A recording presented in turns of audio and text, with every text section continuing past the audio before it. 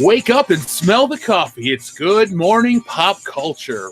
It's Wednesday, August 28th, 2018. It's 7:45 and it's time to party, pal. Welcome to everyone who's joining in. Good morning to you all. I hope you guys had a chance to listen to last night's High Council. It was a lot of fun. We covered so many topics.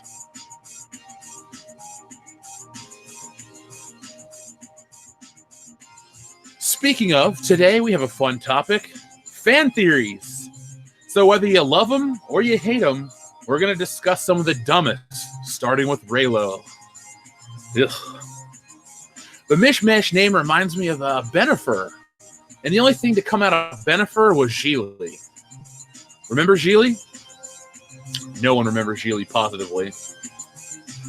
So that's where we are in the Star Wars saga, folks. Deep in 2018 politics and rife with fanfiction levels of writing. Gotta love those first drafts.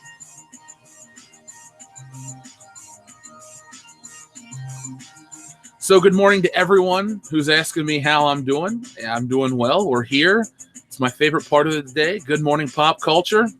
The High Reclusiarch Grimaldus, thank you very much for your super chat. It's 4:45 here. Good morning, brother. Well, good morning to you too, man. It's that's early as shit, so I hope you don't have to get up every day at this time. I take it you're out in California or close to it. Thank you, Ricardo. Ruby Rose talking about Batwoman. We might cover that. I think we covered it yesterday, but feel free to ask me about Ruby Rose as Batwoman. It's the CW. At the end of the day, who gives a shit? But let's see where we are at for the viewers. Oh, wow, we're already 135. So once we get to number 200, we will start. And I have a beautiful image to show you while we talk about Reylo this morning. Yeah, I'm not going to apologize in advance. It's not going to be pretty.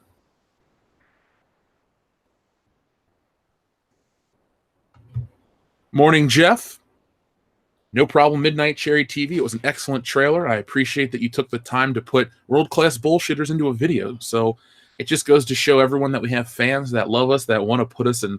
We're being spoofed and parodied. We're being made fan art, all kinds of stuff. So world-class bullshitters has made it. We have a seat at the table now. And next step is to get from the kids' table to the adults' table so we can bitch about everything like everyone else. Start with 200 likes. Yeah, everyone go hit that like button. What is it? Melee the smash button, smash the melee button, lick the muff button. I don't know what you guys are into on this channel, but help us get the likes up. Help us become easily found during our live streams in the morning. Got almost 70,000 subscribers. Let's get 70,000 listeners here in the morning. Could you imagine the madness that would be Good Morning Pop Culture? We would have more views than all my local news channels combined, which I think I deserve it. The local news channels kind of suck. All they want to do is talk about the weather and the traffic. All we want to do is talk about Star Wars and Disney. I think we're having more fun here. Am I going to see the Meg? You know I don't like sharks, but I'm morbidly curious about the Meg. But who knows? Maybe Dion and I will be drunk at Indianapolis Horror Hound, August 24th through the 26th, and we'll go. And I'll watch a shark movie while I'm shit-faced. And then somehow I'll get back to the hotel. We're not going to drive, obviously. And we'll hang out with you guys. I can't promise anything about the Meg, but I don't know. Maybe when it hits Netflix. Yes, Jeff lives for the muff. That I do. I started to edit a video full of horses to the Cheers theme. Hey, Midnight Cherry TV, if you want to know something about Dion, he hates the Friends theme. So if you ever want to do something with horses and Friends, he will hate it.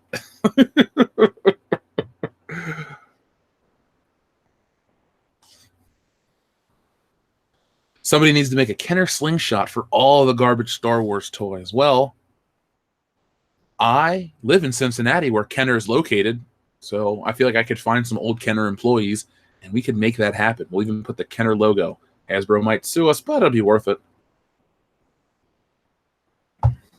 We are 10 viewers away before we can start the main feature. Let's see. Last Jedi was fanfic based. I keep hearing that, and I need to find out more information. Can I please post a link to the email, Jeff? Of course I can. So for those listening, it's worldclassbs@mail.com. And for those who want to know, I messed up. There we go. worldclassbs@mail.com. bestmail.com.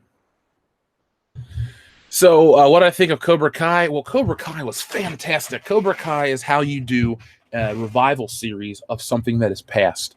You had Johnny and you had Daniel-san come back and be the same characters that they were in 1984, which was a good thing. It was a nice logical progression. The world had changed. They hadn't. Johnny Lawrence had a lot to say about modern SJW stuff without even saying the letters SJW. It poked fun at that culture, and I really liked it because they know their target demographic. They know the audience that's going to pay money for YouTube Red to watch The Karate Kid.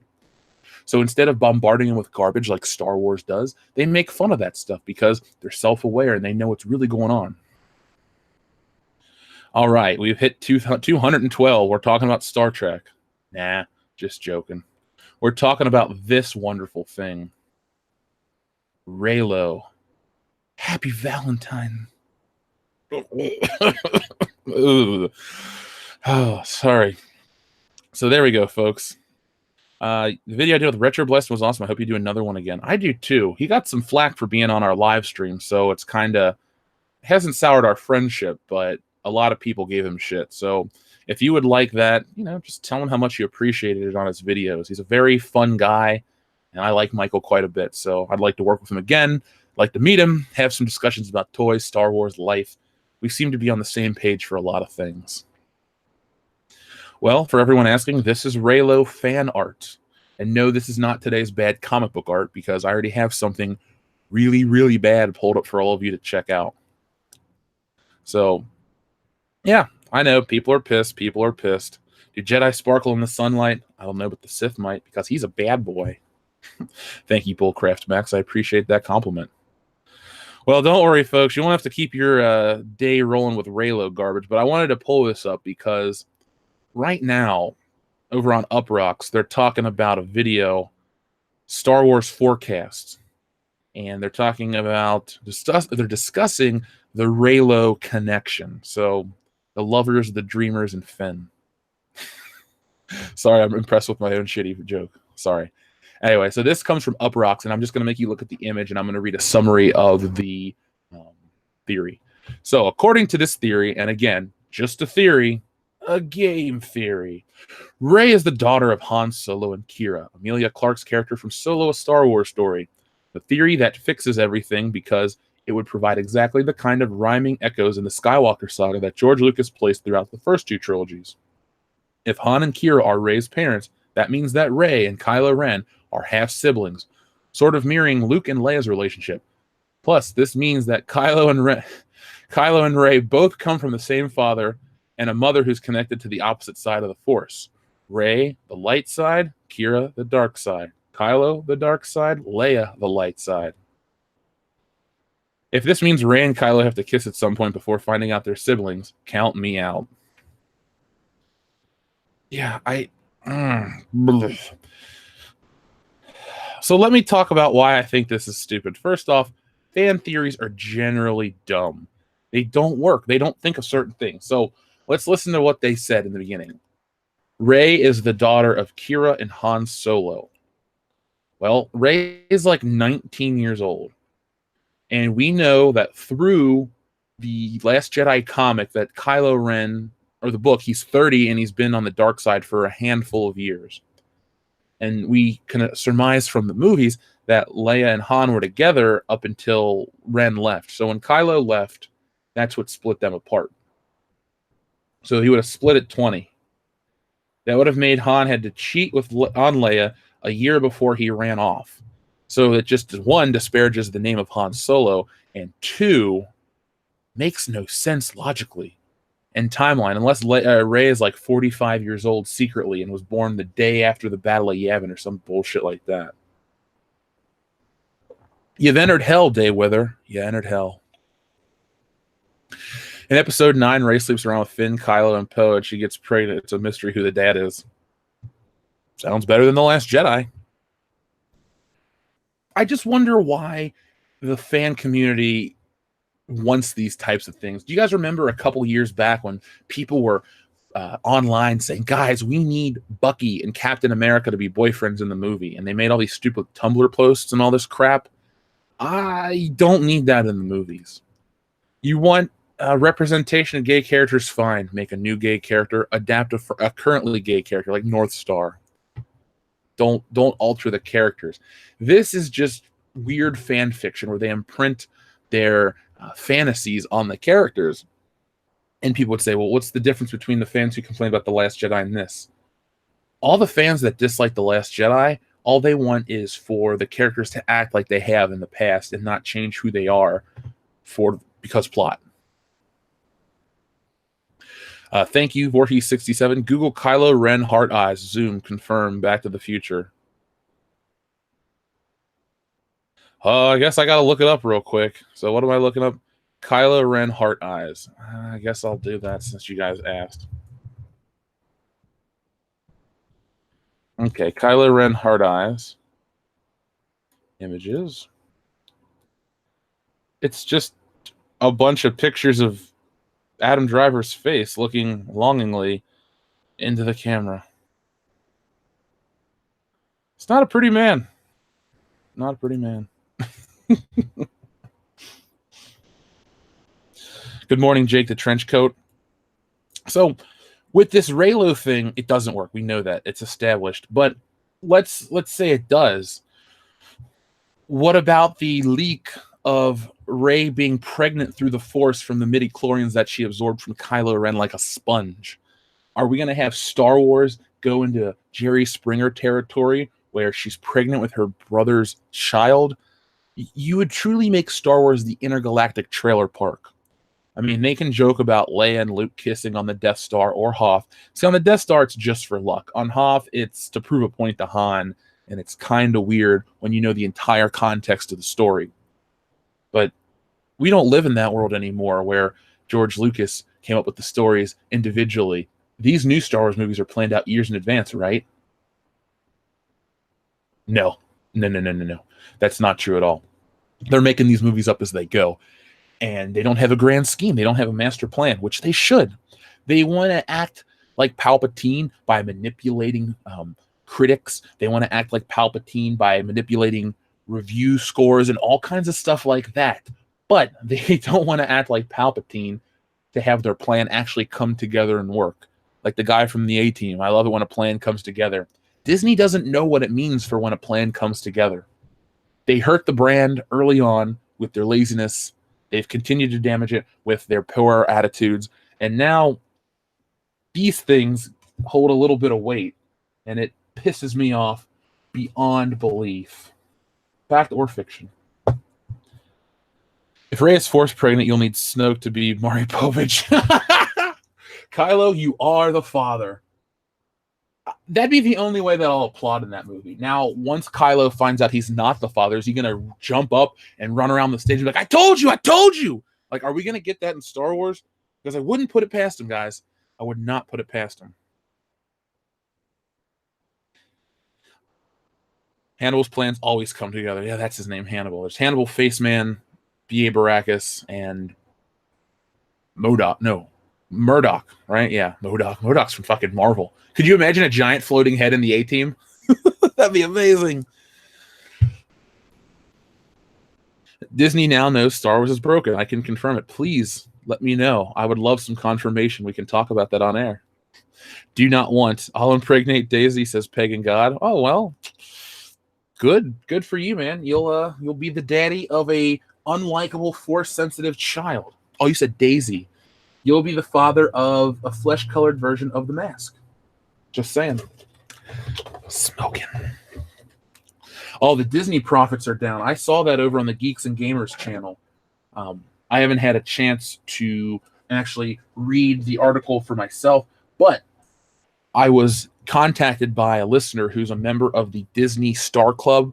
It's where you get like exclusive access to movies and stuff like that. And they sent me a screenshot of the Last Jedi ratings, and it has 10 5-star, no, 11 5-star ratings, 10 1-star ratings, and then 2, 3, and 4 each have 1-star rating. So even on a Disney platform that is controlled by them, and you have to pay to get into it, the fans aren't very happy with it.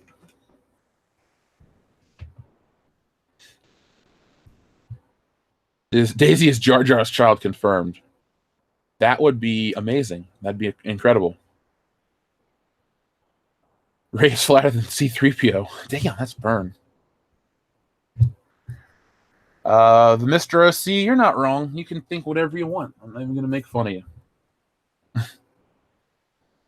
If Kylo and Rey are bro and sis, why isn't Rey emo too?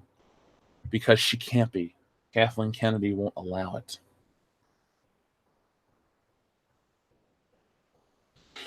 I know that we talked about the Carrie Fisher CGI insertion, no pun intended, earlier on in the week, but it just seems that they're going to try to do something to make this movie memorable. And if they pull this Reylo thing, or they introduce more Han Solo, or hire the stunt foot that Ethan Van Sciver suggested, it's not going to be enough. It's not going to be enough to excite us. It's not going to be enough to make us forget what came before it. I can't wait for your Back to the Future chronological rendering either, Voorhees 67. That's something I will sit down to watch as soon as possible. Right now, I'm working on the Indiegogo behind the scenes. I got a rough concept for a sketch for a cover, which I'm going to put together, and I got a couple titles floating around, so that'll be coming out sooner than you guys realize. We got to make that happen so we can get Harrison Ford to make the real-life movie. I don't know how you can send a 5-hour movie to me. Maybe you could Dropbox it, send me the link. We'll talk off air, Voorhees 67. Will they lose the rights to the trilogy, or Star Wars, if the trilogy fails? No. They bought the company, so they can never lose the rights. They own the company outright. That'd be like if I bought Coca-Cola. I couldn't lose the rights to produce Coca-Cola. I own Coca-Cola. So no, they can't lose the rights. They went about it. It's not like they're being licensed out to Disney from George Lucas. George Lucas just put his cards on the table and said, I'm done. Fuck it, I'm done. This is it. And now this is what we get with Disney. You got to wonder if George Lucas, every once in a while, Googles something and his eyes roll like, Jesus, this is what's happening. Or if they call him up. I mean, there's that rumor that he's going to be hands-on behind the scenes to try to fix this one. But 1 out of 3 is not a passing grade for many people, for anyone. It's 33%. And unless you're into Steiner math, which most of you aren't, which says that all men aren't created equal when you got a genetic freak like me, 33% doesn't benefit anybody. So this could be the greatest Star Wars film ever, but the trilogy, on a percentage basis, is still a failure. If Carrie is in episode 9, we'll only emphasize their complete screw-up failure. Well, she is in episode 9. We heard it from Todd Fisher, and now they're talking about taking footage from episode 7 and 8. So like I say in the video that's coming out later today, it's like a Frankenstein monster of revivals, you know. You take some parts that belong here and some parts that belong there. You stitch it together with CGI or composite matting and stuff like that. You shock it to life, and a lifeless husk that resembles the humanity that once was will appear on screen, and Princess Leia will be pew-pewing across the galaxy one last time. And it's, I don't know, it's really sad when you think about that. It's like the dead can't even stay dead anymore with Disney. They show no respect to anyone. They'll tell us months in advance, oh, we're going to respect the legacy of Carrie Fisher. We're going to respect the legacy of this person and that person. But they made money when she died off of an insurance policy, and now they're just milking her one last time.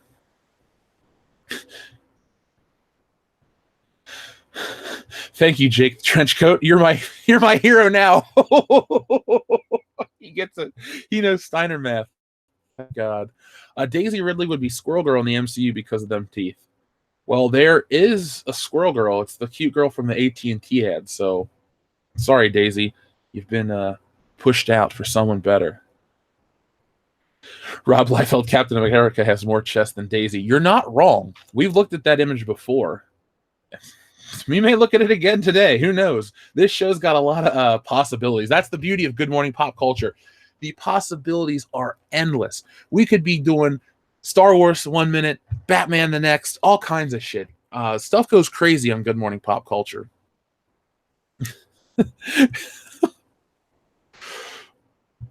Not even death can release you from a Disney contract. Right you are. Right you are. So, do you guys want to talk about some other dumb fan theories? Type in muff if you do.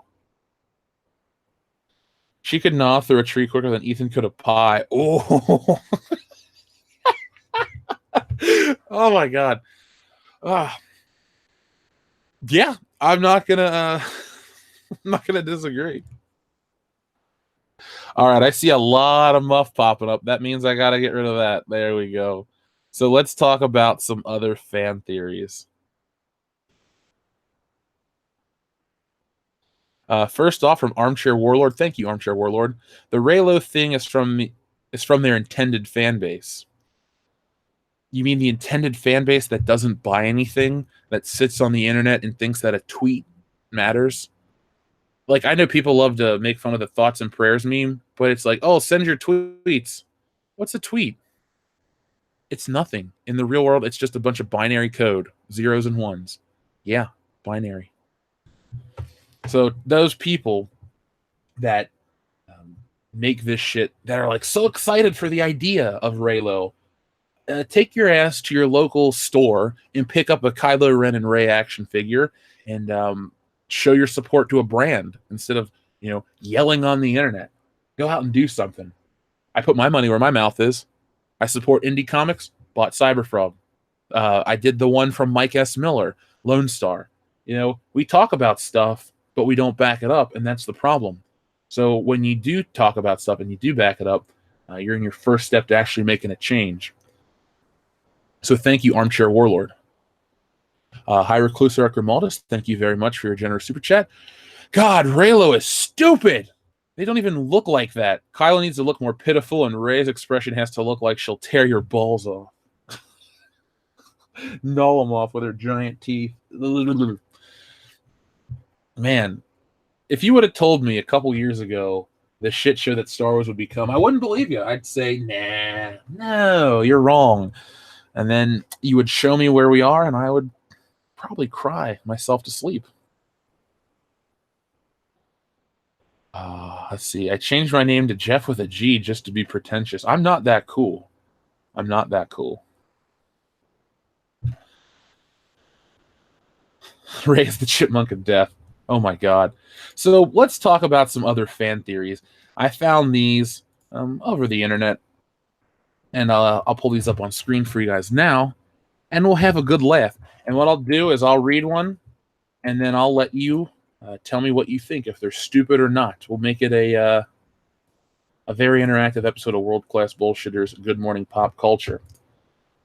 So, first off, from DeMille Jr., Episode 9, Ray's Angry Duck Face. Thank you very much, DeMille Jr., for your $5 super chat. Does she, do they only film her from those above looking down angles? Her and Rose Tico are just like, we're fierce. I still want Rose Tico with the giant scar and the mohawk. And the mohawk's not to look cool. It's out of necessity after a droid blasted her skull open and they had to stitch what was left together. She's got a badass bitchin' scar, but she's got giant biceps and a sailor tattoo. And Ethan Van Sciver is just turgid thinking about that. Who's writing Episode 9? Stephanie Meyer? Thank you. Midnight Cherry TV. I've backed 12 Comic Gates campaigns. They all look great. Midnight Cherry TV, I know they all thank you. I thank you for supporting the cause. Don't forget about ours. I know you won't, though. But all joking aside, independent comics are the future because they've ruined Spider-Man and a lot of Marvel characters. The DC characters, not so much. But overall, comics are in a bad place. And lots of people can draw and lots of people can tell really compelling stories on paper. So we just came together and made it ourselves. Wait till the next wave of this shit hits with movies, where you got people like maybe World Class Bullshitters is tired of the garbage in movies, and we just go out and do our own thing. So they need to be fearful that the fans will revolt and just make their own products. It's not about stars. It's not about Hollywood. It's about a good story told through film, and we can do that. Let's see. Comics or Grand Inquisitor, thank you very much for a very generous super chat. Do you think Luke died at the end of episode 8 and will be a Force ghost in 9? Or did he go to some other plane of existence and will be brought back in the flesh somehow in 9, a world between worlds style? Well, let's think about this. He probably is a Force ghost. Because when, according to the prequels or whatever, when they die, they become like... Wait, no, with Anakin, he reverted back to his good form. Maybe without Mark Hamill's beard, he's reverting back to a younger form. Or maybe they are going to do the world between worlds thing. Either way, Mark Hamill's in the film. What I would like is for them to realize that Luke in episode 8 wasn't really Luke, and we do get one more adventure with Luke Skywalker. I mean, how cool would that be? I think the little kids and all of us would just be like, yes, Luke, one more time with his green lightsaber, and he's kicking ass, fighting stormtroopers, throwing, Imperial guards or whatever the fuck they're called nowadays, Praetorian guards. I think we all want that secretly. The thing is, the reason we all talk about this stuff is we all want Star Wars to be really great. It's not about enjoying tearing apart a multinational billion-dollar company or making fun of movies. It's about like we want to love Star Wars, but they can't us. It's not like we can't find it in our hearts to love Star Wars. It's that they keep doing dumb things that push us away. And I think deep down we all want to love a return of Luke Skywalker more than we did. But we had a nihilistic douchebag who made it not possible. So I think, to answer your question directly, I think he's a Force ghost.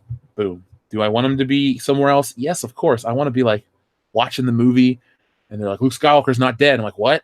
And then it doesn't disappoint. But we know it will, because everything has to be in service of Daisy Ridley and Kylo Ren. So Reylo the movie coming to a theater near you 2019. By the way, you need Reylo to compete with Wicked and Jumanji, because only kids and the Wicked audience would buy into that Reylo shit. Let's see. How is Joker War Vet stupid? I don't know. We got to talk about those. We'll talk about those in a minute. Okay, so Jesus A. Sabalos Jr., I remembered your name properly. Thank you. Good morning to you, my friend. All right, so let's talk about these ranking the stupidest fan theories of all time from dumb to dumbest. So fan theories are dumb. There's nothing wrong with discussion. Nothing is more rewarding than unpacking a movie, discussing the choices the director and actors made, blah, blah, blah. But we do not devise theories about how crazy things that you've pulled out of your butt because you've seen Back to the Future too many times. Yeah, this is the Back to the Future ones I hate. I don't care how well thought out you think your argument is. Back to the Future kind of has it covered. So here's the theory. Alfred is Bruce Wayne's real father / the Joker is a war veteran. It's a Dark Knight doubleheader. In this corner, we have a theory about the loyal butler Alfred. Pennyworth isn't just a butler. He's actually the secret father of billionaire superhero Bruce Wayne. In the other corner, there's a theory that the Joker is a former soldier, possibly a veteran of the Afghanistan or Iraq War, who lost his marbles thanks to PTSD.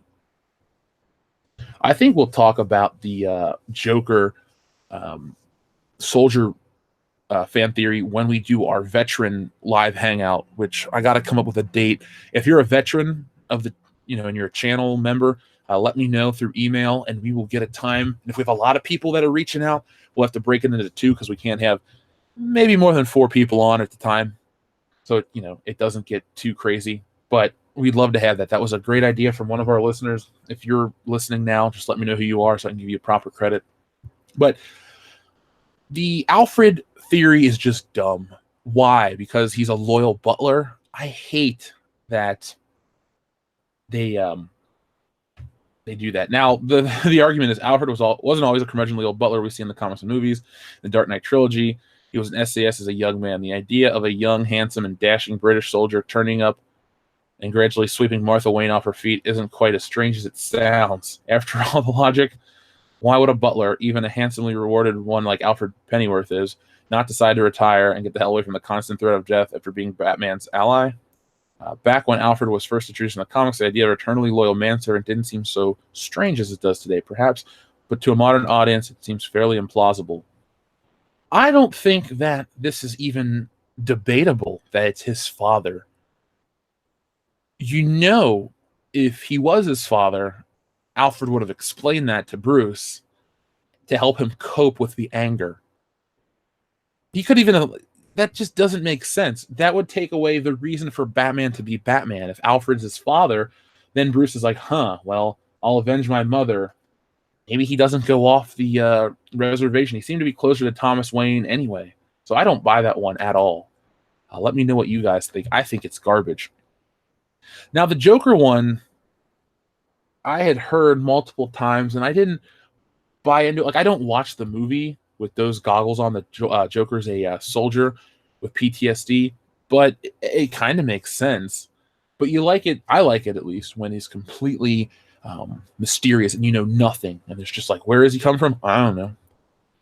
So this is the discussion of the Joker. Superb fighting, being able to overpower a door guard, almost beating Batman, easily making a pencil disappear might be from military training. His precise planning from the bank heist to the escape from the police station, even in the last scene, it's all planned perfectly. Might imply that he was a high-ranking general or tactician of some sort. And he was a lot about the system, meaning he probably worked for the government, but ended up hating it. Another note, during the police burial scene, he seemed to know what the movements were perfectly, implying he had some training. Also, war has been known to make people insane, and his strong, almost painless resistance to Batman's interrogation might imply that he was a prisoner or even a hostage once. So what do you guys think of these? It seems like most of you hate the Alfred fan theory. I think that one's stupid too. Why are we hoping people boycott Christopher Robin? I don't know. We'll talk about that in a minute. Yes, the Alfred theory sucks. No way, it's garbage tier. No. His murdered parents are the whole origin story. Yeah, without his murdered parents, what's the point of Batman being Batman? He's not going to be motivated enough. It's like, oh, well, they weren't even your parents, Master Wayne. I'm your father. It's like, what? That's some convoluted bullshit that a modern-day Marvel writer would put together. Like a Ta-Nehisi Coates. Oh, Steve, you're not actually from World War II. We implanted your memory in a soldier every time you die. It's like, what? That's the kind of shit they would do with modern-day Marvel comics. The Joker one is more plausible. I agree with that. Like I said, I've heard that in the past, and I thought, okay, maybe. But I don't watch the movie thinking that every time. I don't really watch The Dark Knight very often. It's a good movie. I like it. But I get more out of watching Batman Begins and Batman 89. To me, those are like the quintessential Batman because you get the whole story of Batman. And if you never see another flick, well, much like The Empire Strikes Back, you need to see the third one to know what's going to come next. And much like Return of the Jedi, Dark Knight Rises isn't the same level as the second in the trilogy. So that's my thing. Would you like to know how I got these scars? Well, chicken nuggets. What? Dark Knight is overrated. I think so nowadays. People are going nuts for it back in 2008. I was excited by it too. I really thought we had reached a new level. Like Iron Man had been out, and I loved Iron Man, but The Dark Knight, man, that was just like a juggernaut. It hit you. Batman was everywhere. For as much as Infinity War was a big hit this year, people talked about The Dark Knight like you wouldn't believe. I mean, you're probably alive. It's not, I mean, we don't have 10-year-old listeners because if you're 10, you're still on summer vacation and you're probably not up this early to listen to me. If you are, thank you, 10-year-old. You rock. Poop, fudge, and all that other crap. I won't cuss anymore if you can prove it. Benny Warren, thank you very much for your super chat. Joker versus Jack Sparrow movie. Let's go. Yeah, I'll watch that. I think my money is on Jack Sparrow. because he's got a ship and he'll probably just run away. Or maybe they're just so crazy that they'll become buddies. Who knows? Big Steve's 9.5. Big 9.5-year-old. Congratulations, Stevie. Chortle Games, thank you very much. Batman is played by Idris Elba, the Joker in blackface in the style of The Dark Knight. Thoughts? I think it's got Academy Awards written all over it, Chortle Games. You're going to get Scott Mendelson, and you're going to get everyone that's ever written for IO9. You're going to get the Collider crew. Everyone is going to be on their knees going, thank you, Lord in the Sky, or whatever we believe in. Thank you for gifting us with this fantastic Batman interpretation. And meanwhile, while these critics are praising this movie and singing their high praise to the skies, comic sales are down. Nobody's buying the toys. No one dresses up as Batman anymore. Fan reaction is at an all-time low, but the critics love it. So, Chortle Games, that's what these people want. They want to be talked about on the internet. It doesn't matter if it's good or bad. They just care about people talking about it, and then it's got Idris Elba. So, the diverse Batman wins every Academy Award, and it has the record for the lowest grossing Academy Award winning Best Picture. It also is ranked on Screen Rant's top 10 superhero flicks that made under $10. It's just hugely successful, but no fan liked it. All joking aside, though, if they ever change up Batman like that, they're going to be in some deep shit, because Batman is a very beloved character. They thought about making Superman black in the 90s with Will Smith playing him, but they didn't go there. I think it was even Will Smith himself that didn't want to do that. A lot of Michelle Rodriguez says that too, about not wanting to change the race or gender of these characters. These actors know that it'll damage their careers. Like Idris Elba's very cautious to say, no, I don't want to play 007. He's got 1,000,001 reasons, but he never says probably why the real one is. And it would hurt his career. Do I think it should hurt an actor's career if they play someone of a different race? No, I don't, but I don't think you should change iconic characters to appeal to a percentage of a percent that would go praise this movie on the internet but not go see it. Black 007 is not a good idea. Batman is not a good idea. You know, we have Black Panther and the Falcon and Blade and Black Lightning and Luke Cage. There are black superheroes out there for people to consume, and they get the same attention to detail and script and presentation. It's not like Luke Cage has a lower production value than Jessica Jones or Daredevil or Punisher or Iron Fist. They all got whatever their budget is. So that has been my moment of clarity. Don't change the race of Batman. I'll go apeshit. Let's see. Cesario Japan, same thing with Capcom. We want reporter praise.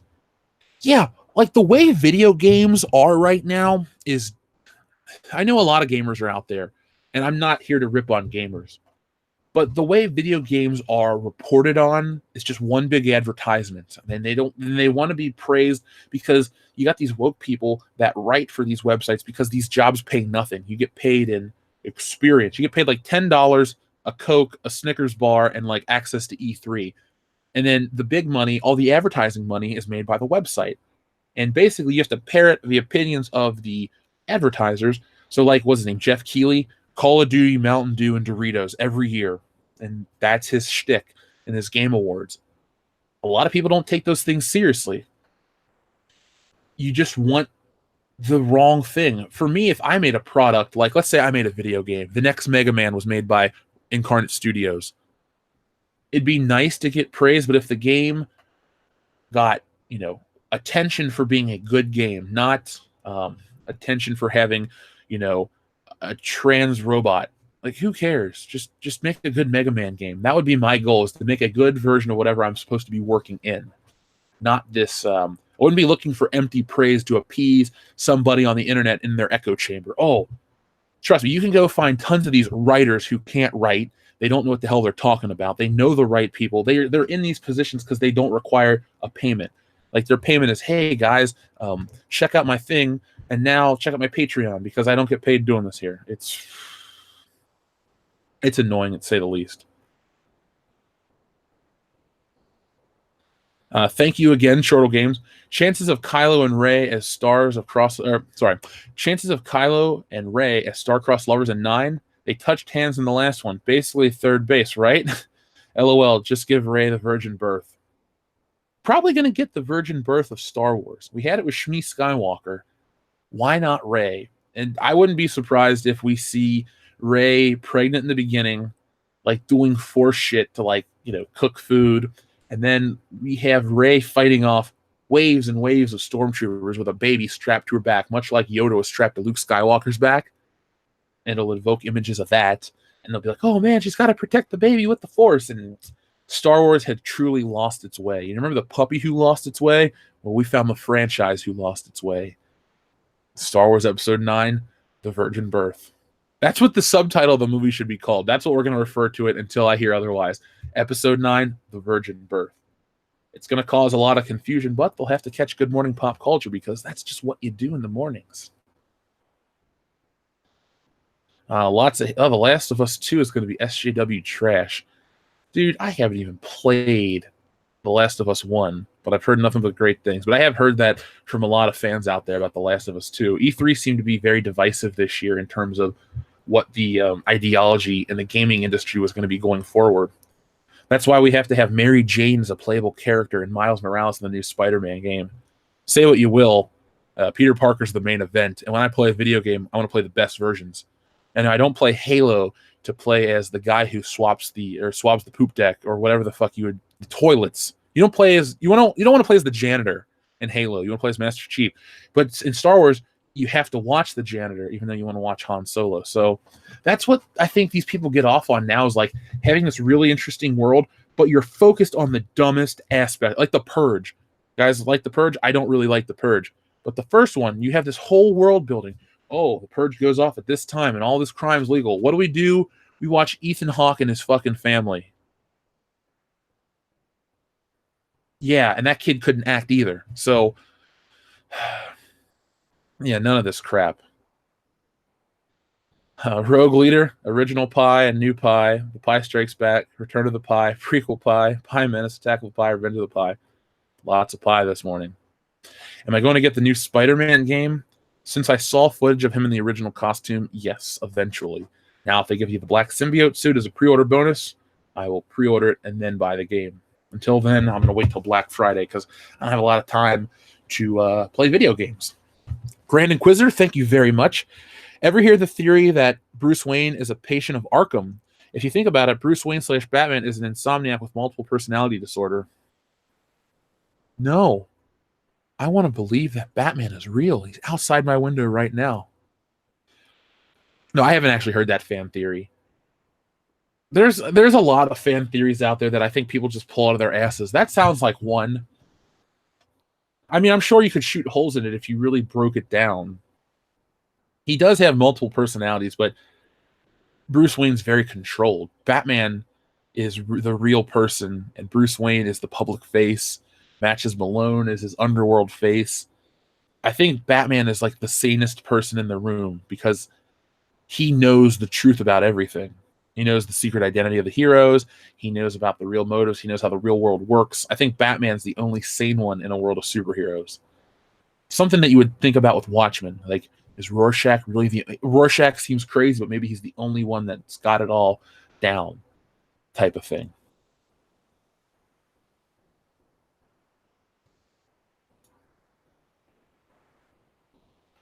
Who's outside your window? I don't know who's outside your window, but I know Batman's standing there in front of mine. You'd watch me play Spider-Man on Twitch, just saying. Well, I do have the PlayStation 4. I've had it since it came out, so maybe I should get into some game streaming. Press F if you guys would watch me do game streaming. It could be like a late night podcast where we talk about whatever, and I play Spider-Man. It could be a lot of fun.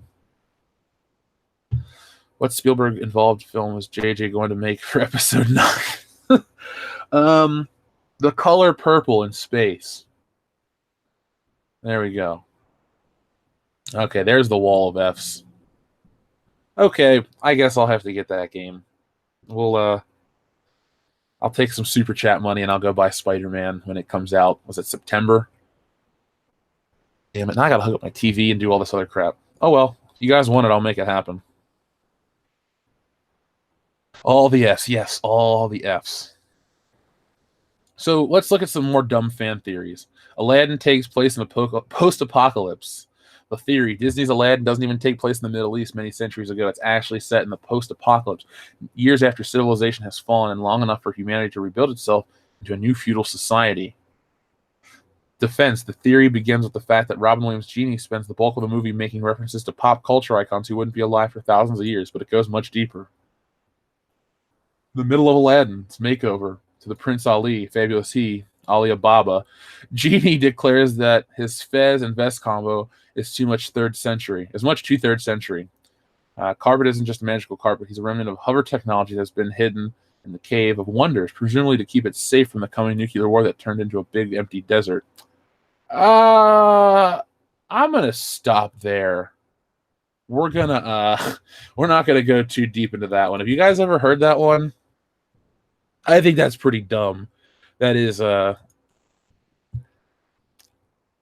sometimes you just gotta call a spade a spade. I mean, it's a fucking desert movie with modern pop culture references to keep audiences and kids on their toes. I love Robin Williams as the genie.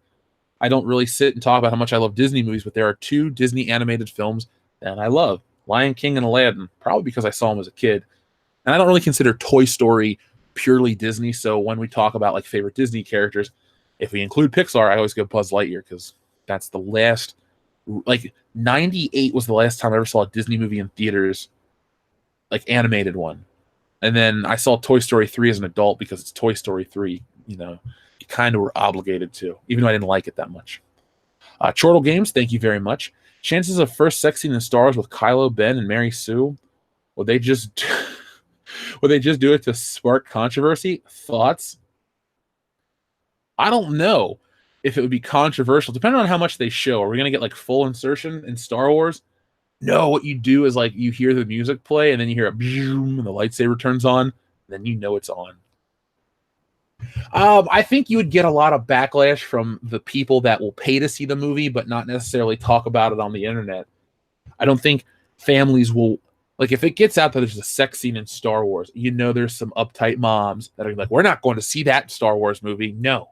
And she'll take her kids to see Jumanji, which they'll probably have a good time because The Rock's cool and charismatic. But that'll hurt Star Wars beyond belief. We can talk about stupid things that'll piss off the fan base, but if you put something like a gratuitous sex scene, or even just like a non-gratuitous sex scene, like making out and all that crap, you're going to turn off a lot of people that are overly sensitive to that type of shit. So from a smart business move, you want to keep sex out of Star Wars. No Han and Leia kiss. That's as much as it's implied. Like, oh, and they lived happily ever after. She sat next to him and rubbed his shoulder. We saw the after. We don't need to see the during in Star Wars, at least. Like in a James Bond flick, I never want to see James Bond actively do it. That'd just be too weird for me. Let the music play, let the camera sweep away to something else, and there we go. Just do it artistically. Now, if they do and it burns down, I'll just be laughing the whole time. That's all I can do. Let's see. Please tell me why people find Luke Cage even in the tiniest bit interesting. Because he represents something? I don't know. The character Luke Cage isn't that interesting. The world that he's in is pretty interesting. And sometimes I get into these Netflix shows and then I have to finish them just out of curiosity. Holdo's Muff, 50 Shades of Rey. First off, Holdo's Muff, thank you for joining our Patreon page. I appreciate that. And secondly, 50 Shades of Rey. Well, I didn't see 50 Shades of Grey or read the book, but I guess I'd have to watch 50 Shades of Rey. Do we want to call it Star Wars Episode 9, 50 Shades of Rey, or Star Wars Episode 9, The Virgin Birth? They both sound terrible. They both sound terrible. Got a lot of new people rolling in this morning. Good morning to everyone that's coming in. Hello. Thank you for choosing Good Morning Pop Culture for your at-work entertainment. If you're working and lurking, listening, in your cubicle, at your in your truck. I don't know what everyone does, but no matter what you do, if you're listening, thank you. 50 Shades of Virgin Births. A sex scene in episode 9 similar to Watchmen. Are we gonna have Leonard Cohen singing Hallelujah?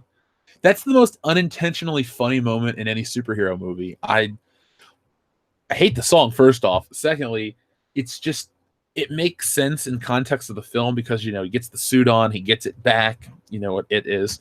But I don't know, Watchmen has a lot of problems with it.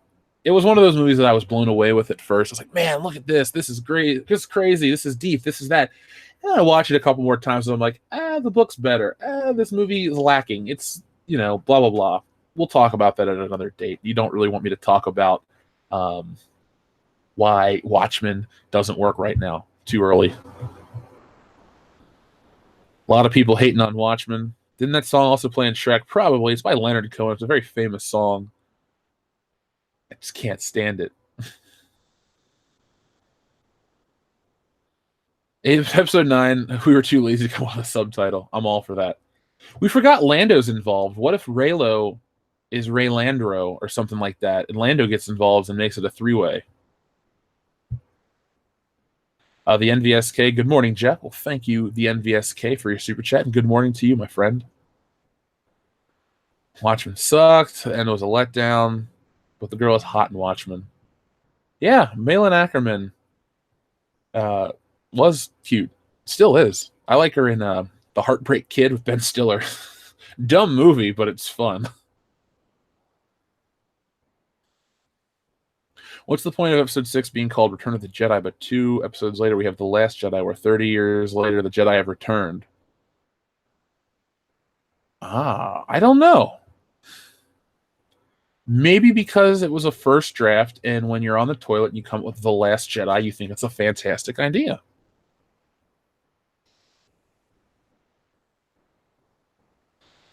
Rorschach is the best character in Watchmen. Yeah, Rorschach was damn good. I really enjoyed Rorschach, especially Jackie Earle Haley as Rorschach. He brought some level to it. So here's a fan theory that I hate. Doc Brown tries to commit suicide with the DeLorean. The theory: Back to the Future's Dr. Emmett L. Brown broke down on his luck, never intended for time-traveling DeLorean to work. His first test run is actually a suicide attempt. He fully expects to be remote control. He fully expects the remote control car to strike him and kill him at 88 miles per hour. This one pretty much speaks for itself. The same theory also believes that Marty is one of an infinite loop. Marty is created by Doc for reasons. See, now this gets into the Rick and Morty territory, which doesn't work. Back to the Future is a very simple time travel story. It's linear. They do talk about the ripple effect, where Marty comes back to 1985 at the end of part 1, and he remembers the other future or the other present, and eventually he'll kind of just forget about it. That's what they say on the DVD, documentary, and special features commentary. So I go with that. Whatever they say about the movie, Robert Zemeckis and Bob Gale, whatever those two guys say about it goes in my book, not some fan theory on the internet. I think that Doc Brown was just an eccentric, crazy old man. He had a reputation. I mean, Strickland knew him, Biff knew him. All these people knew him as this crazy, loony scientist, and Marty knew him too. But I don't think that he created Marty or an infinite loop of Martys or anything stupid like that. This isn't Rick and Morty. There's not that kind of crazy technology. This is 1985 light science fiction. It's like the light beer that George had for Biff in his fridge after the car crashed and spilled all over him. So that's it. It's not a realistic fan theory. I think Back to the Future fan theories piss me off, maybe because it's my favorite movie, but also because those things are easily explained if you pay attention to the film. Why a lot of people nowadays don't really pay attention to what's there. They want to interpret it themselves. And I don't know if it's how schools are in the generation after me, even though I'm still in my 20s, or if it's just how people are so self-absorbed that they have to make it about themselves. But we're watching a movie. This shit's contained. This isn't a Stanley Kubrick film. The ending to The Shining isn't on the same level. Back to the Future is not on the same level of that. He gets back home and everything's fine. The day is saved and they fly off to the future. It's a very simplistic, almost fairy tale-like story. So I can't stand Back to the Future ones.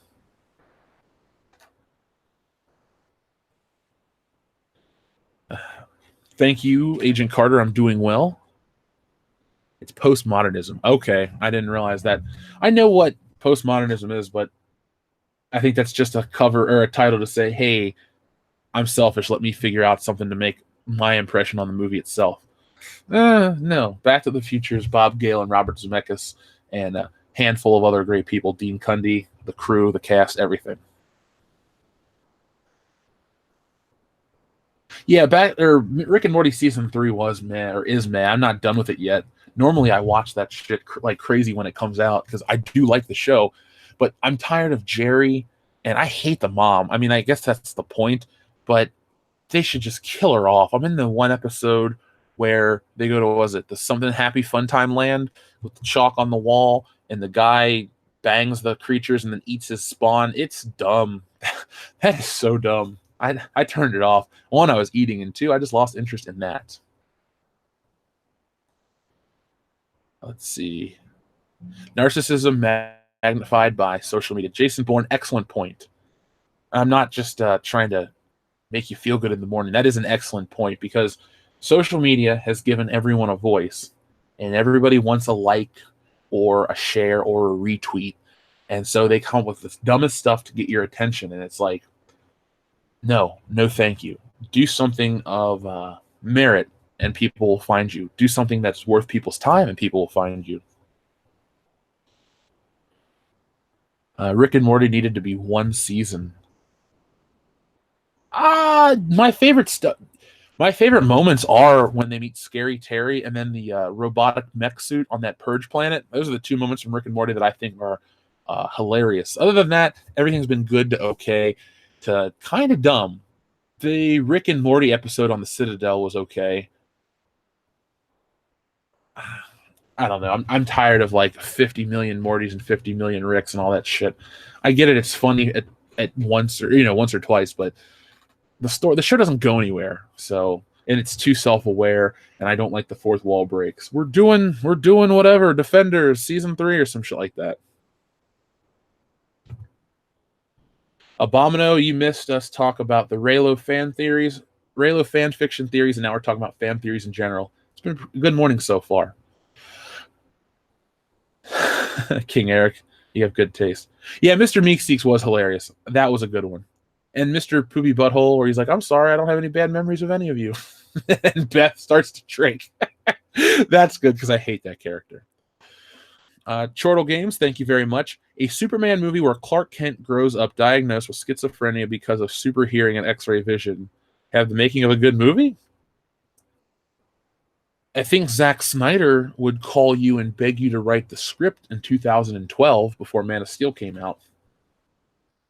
I think, even though you're just joking, Turtle Games, that's the kind of shit that Hollywood would get and go, wow, that's so progressive and different. Not even like progressive in terms of ideology, just so forward thinking.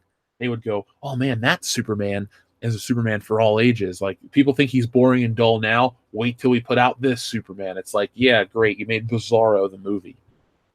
The only way that would work is if it was a different universe and then the real Superman came to fight him.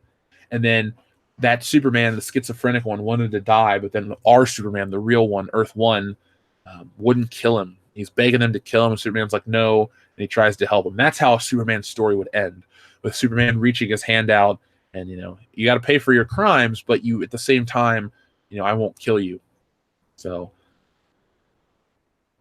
I wish I wouldn't have to think about a good Superman movie, because goddamn, I do like the character a lot. I think Superman's a cool character who stood the test of time. You just got to find the good stories. And right now they're in print. They're not on the big screen. There hasn't been a great Superman movie. Some would say ever. I'll say Donner Superman. That's the last great one. Thank you, Chortle Games. I appreciate that. The Pui. Thank you, the Pui. Me watching episode 8. That's not how this works. That's not how any of this works. I love that commercial. I love that commercial a lot. I think of that quite a bit, the Pui. Whenever I'm reading shit about fan theories or Star Wars stuff, I'm like, that's not how any of this works, guys. Come on. Oh, well, that means you have to do some research and pay attention to how things go. But I guess that's too much to ask of these people. So thank you, Dupuy. Worst fan theory, Finn being Lando's son. Yeah, because that just goes to show you there's two black lead characters and they have to be related. That's both offensive and stupid.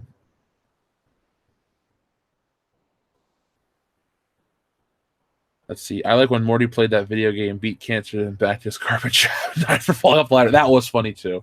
That was funny. What do I think The Last Jedi would have been had Dan Harmon written it? Funny. It would have been a funny movie. And is he a Star Wars fan? Because if you're a fan of this shit, you're probably gonna have. Just because you write comedy doesn't mean you can only write comedy. If you're a fan of something, you'll probably do it well if you have that kind of writing ability. Because say what you want about Rick and Morty, didn't Dan Harmon do Community and other stuff? So the guy has a track record of making entertainment that people watch consistently.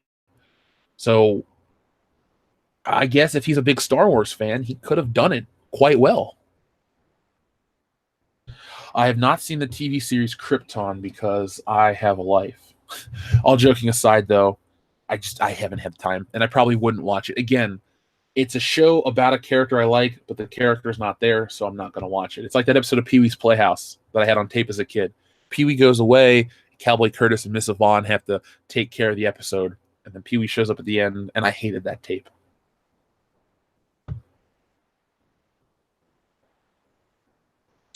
You hate Rick and Morty, but you love Community. Isn't Chevy Chase on Community? I know it's an unpopular opinion, but I love Chevy Chase movies. Vacation, all the Vacations, with the exception of the newest one. Fletch, Modern Problems, all those big Chevy Chase fans. So maybe I should give Community a chance. That's not a theory. Finn is Lando's son. The script leak earlier this year. I hope it's BS. Well, if that script leak is true, we got a lot to laugh at. There's that water planet. That new girl is going to be an alien, and Rey is pregnant. Wee. And now it could be that what's his face is playing Grand Admiral Thrawn. I mean, they are. The funniest thing is they're taking things that fans love and want, and they're bringing them into the movie after the things that those characters should interact with are gone. It's like, hey, we're gonna have Luke and Han and Leia, but they all never meet. Han and Leia meet to hug. Oh my God, that's so crazy. Luke wasn't there. I mean, we all wanted that. You talk about people cheering when Han appeared on screen or the Millennium Falcon or this and shit. Imagine if they all got together.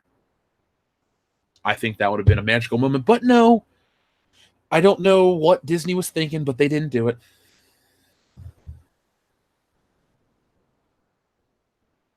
Quentin Reviews said The Last Jedi is good because story, character, and continuity don't matter.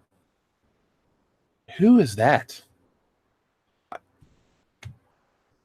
That makes no sense. That's like saying, hey, I love this movie even though it's 58 minutes of a black screen. There's no movie. You were just trolled for an hour. I'm just reading some of the chat right now. So that means Mace Windu is Lando's father? Yeah, sure. Mace Windu had a love child on the bowels of Coruscant. When's that? Okay, so it's 20. So Lando's probably what, 35, like Han Solo. So he would have been 10 or 15 in Revenge of the Sith. So yeah, Lando would have to be born before the Clone Wars.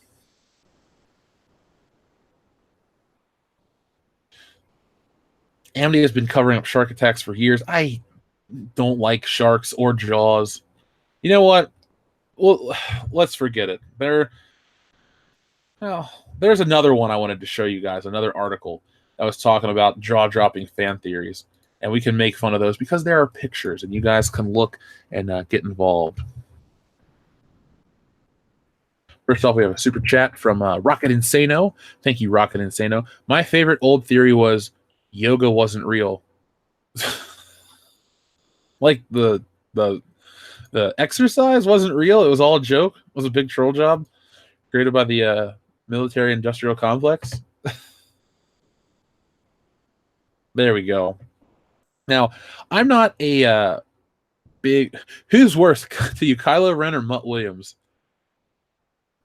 Well, Mutt Williams is in one movie and Kylo Ren's in two. Therefore, Kylo Ren is worse. If it was just based on first appearances,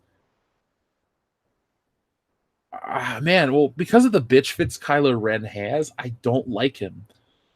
People say, but he's a complex character. He has emotions and layers. He's also the villain of a story, and when the villain of a story is no longer villainous or threatening or intimidating, like, he stopped a laser bolt with his hand. Who gives a shit? Darth Vader did that. Also, the first time we hear him talk, he chokes someone to death and throws them on a wall. He cuts off people's hands, chokes them to death through the Force from a different spaceship, beats the hero. He is intimidating. Kylo Ren is not. Therefore, he's a shit villain. I don't care how much the girls swoon over his giant wide chest and his high-waisted pants and his moving scar. He's a dumb character, and I hate him. Turns out The Force Awakens and The Last Jedi was set in a snow globe. Isn't that like Saint Elsewhere, the TV show, like the hospital? It was all an autistic boy's dream or something like that? Like with Denzel Washington? Chortle Games, will you be uploading your entire episode back catalog on Spotify? We are currently on Spotify, I believe, because I have an account through Podbean and it streams through there. They told me that I was on, so let me know, guys, if you've ever listened to us. But I could upload some of the back stuff. Now, the older episodes are very rough, and they're not hidden. They're here on YouTube. It's not like I'm trying to George Lucas myself. But I don't know if I'll put up everything. I think if you go to our Podbean account, episode 50 through now is up there. So I went back and I uploaded a lot of old content on Podbean, which you could stream that way. But maybe that'll appear on Spotify because of that. I don't know. Look, at episodes like 1 through 10 are garbage of the show. You can listen to them. Like I said, they're not hidden, but they're not good. There's a lot of odd gaps. The sound quality's not there. I had my different mic. I had the wrong settings. The other guys and I, the chemistry doesn't work the same way as it does with Nick, Dion, and Kendo. I think a lot of the other guys, too, were either off playing video games and doing other shit, or they were just too insecure to talk or didn't do the work. There were a lot of problems with those early episodes. So, Chortle Games, if you'd like to listen to them, let me know. If enough people will email us, I have to go back into the old computer and try to dig up the files, and they won't sound good. I think a lot of people will mistake the current state of the show for these old episodes and think, man, this show's on episode whatever, and the audio's garbage. So I don't know. I don't really want people to mistake us for being a lazy, bad podcast. People are talking about just visit Jeff at his house if you want to hear more. I don't know. If people showed up to the house, I wouldn't talk to them. I'd ask them politely to leave, and that would be the end of it. Now, if you want to come meet me at a convention, talk your goddamn ear off. Believe me, I love meeting people. But some days I'm in my pajamas doing the work. I don't know if I really want people to show up at my house. The Cobra Viper, thank you very much for your super chat. Batman Forever and Batman and Robin are movies about Batman within Tim Burton's Batman universe. Favorite fan theory? I've never heard that fan theory before. I mean, it would make sense, but at the same time, it's contradicted because in Batman Forever, it shows Batman's origin again, and it's the same Joker Jack Napier shooting. Remember when Batman decides to become Batman one more time?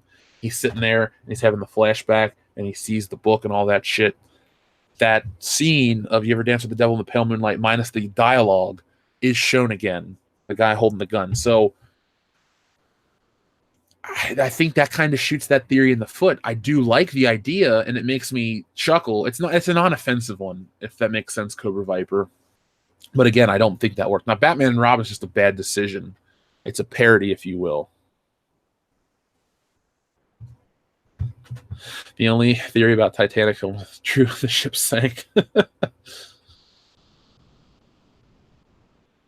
He'd cook.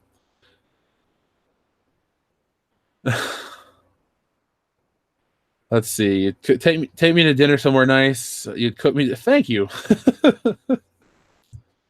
The My Immortal episodes of the show were the best ones. Oh my god. I had a headache from laughing so hard. That's not an exaggeration. I legitimately had a headache. because I had read those once to Dion and Hillary, and it was an experience. What if Dion showed up on my doorstep in a horse suit? Well, I'd invite Dion in a horse suit, and we'd have some beer with Dion in a horse suit. So, let's look at some of these from Entertainment Weekly. We'll blast through these, and then we'll get to our comic book segment. I got the worst comic book art you've seen, and it's not Rob Liefeld. So, Frozen's Elsa and Anna are Tarzan's sisters. Never heard of that. Dumb. Breaking Bad is Breaking Bad is the Walking Dead prequel. No. Sandy died at the beginning of Grease. On the beach, I heard that one before. No. Advertisement. Jack and Titanic is from the future. No. There's also that one that he's Jay Gatz from The Great Gatsby. We'll go with no. It's Always Sunny in Philadelphia characters don't actually look like that. So they're less attractive than they are in the show? No, that defeats the purpose of the show. Dylan Kickham. Dee thinks she's hotter than she really is. She's awkward and gangly like a bird. Mac thinks he's buff, but he's not really buff at all. And Dennis is narcissistic. So it works better that he looks like that, because it just goes to show you the depravity he will go to control women. Look, I love It's Always Sunny in Philadelphia. We could do content about that show forever. I've seen every episode a lot. Bender wasn't the Bender we know in the Futurama pilot. No. Scooby-Doo is about kids trying to escape the draft. Where do people come up with this shit? The show premiered in 1969, the same year as the height of the Vietnam War. Then Scooby Gang is driving to Canada to escape the draft. The theory posits that the clean-cut Fred was drafted, but he ran away with his fiancée Daphne. Hippie Shaggy and activist Velma joined them. They were both opposed to the war as well. They get an A for effort and a well-thought-out theory.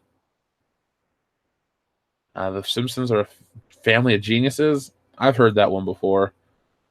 The Rugrats are all figments of Angelica's imagination. I hate the Nickelodeon fan theories. Like, I watch this channel called Blame It on George or Blame It on Jorge, and they talk about dark Nickelodeon episodes or crazy fan theories or creepy pastas. Good content. The guy does excellent work. But whoever comes up with these things, they're always annoying me. It's like the rumor or the fan theory that Phil and Lil's parents, like the mom had in vitro and is secretly gay, and Howard, her husband's the beard or some shit like that. It's like, what? There are just so many fan theories that don't work. The peddler in Aladdin is the genie because it's voiced by Robin Williams. Maybe it's just a story framing development. Nemo was an imaginary device for Marlin to come to terms with his wife's death. Never seen Finding Nemo. Walter White was Malcolm from Malcolm in the Middle. I've heard that one. No. Eric is in a coma for half of that 70s show. Now, that would explain why the show sucks towards the end. That 70s show started out so great. I would watch it every week. I think originally it was on Sundays, and I think it moved to Tuesdays or Wednesdays.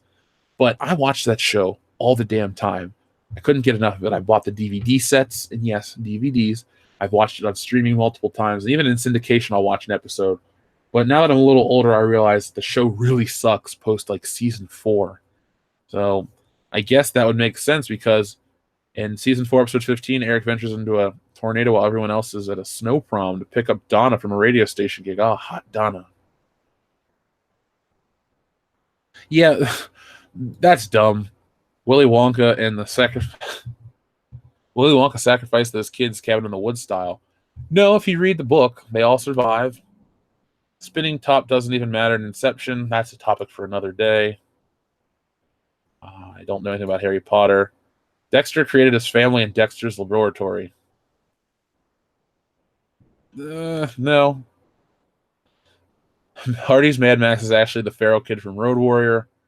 Kind of dumb. Ferris Bueller. I hate the Ferris Bueller one. Have you guys heard about the Ferris Bueller's Day Off? Cameron isn't real. Oh, Darth Jar Jar, no thank you. I don't like to shit on people's fun, but my God, some of these are just dumb and not plausible at all.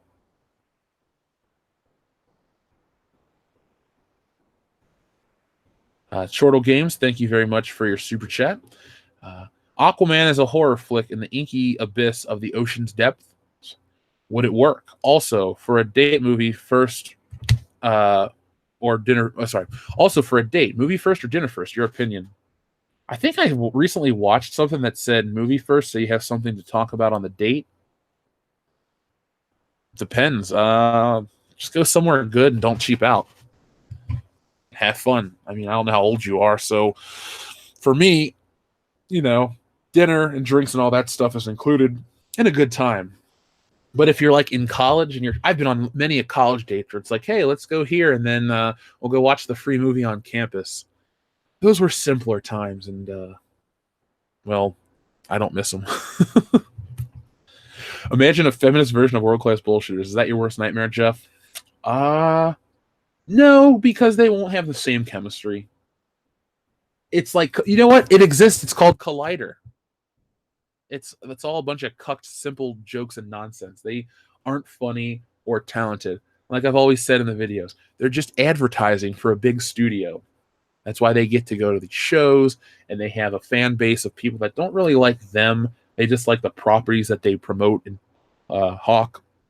So, but Chortle Games, to answer your super chat, Aquaman is a horror flick in the inky abyss of the ocean depth. I would like that. That could be cool. You're probably going to get something more along the lines of Thor, but a superhero horror flick has to happen soon. I think we were going to get that with New Mutants, but that got canceled indefinitely thanks to the Disney buyout of 20th Century Fox. So, folks, for every Fantastic Four and X-Men flick you think you're going to get where they all meet up with Iron Man and have a happy, fun day, remember, we lost 2 possibly cool X-Men flicks. One unique and great, and one same old shit with Dark Phoenix. So it could work in the inky depths of the ocean. I would love to see just Aquaman ripping shit up, and like Black Manta is a truly horrifying villain. No more of this, you've wronged me, Arthur, and this is my throne and blah, blah, blah. Fuck that. I want something truly terrifying. A lot of sharks. I'll be scared. And yeah, for your date, movie, like I said, go to dinner or go to movie and then dinner. Then you'll have something to talk about. Or depending on if you have a really good dinner, you might not even make it to the movie. Sometimes you just got to play it by ear and not overthink things. Like they say in The Room, don't overthink things, Denny. Sometimes they don't work out. I can't believe I just referenced The Room to give someone advice that they asked for.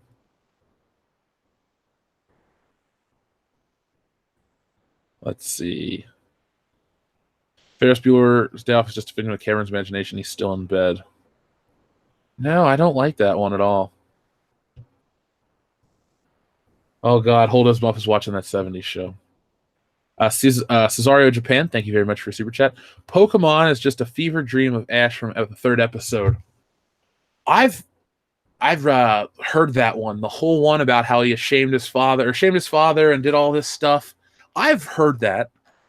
I think I actually read the entire thing because that was when I first found out about the fan fictions and creepypastas and all that crap. And I'm like, maybe I should look into this. And I read that one. And I just got, even the good ones, I just go, okay. I guess I can't remove myself from the fact that it's just a kid show based on a video game that made a really successful card game of monsters that you collect in your pocket. I've never watched a whole episode of 2.5 Men. Anthony Mata, whoever came up with these dumb fan theories have more time than I do. Well, Anthony Mata, thank you for taking the time that you do have and spending it with us here on Good Morning Pop Culture. But yeah, fan theories are just people that are bored trying to make the movies their own. Maybe you should spend some time watching the movies again to see that your theories are full of shit. I loathe the Mad Max one. We see the feral kid as an old man in the movie. Mad Max 2 uses frame narrative as a device to tell the story of the drifting man who saved the kid. See? The feral kid is an old man has already been seen. Therefore, it doesn't work.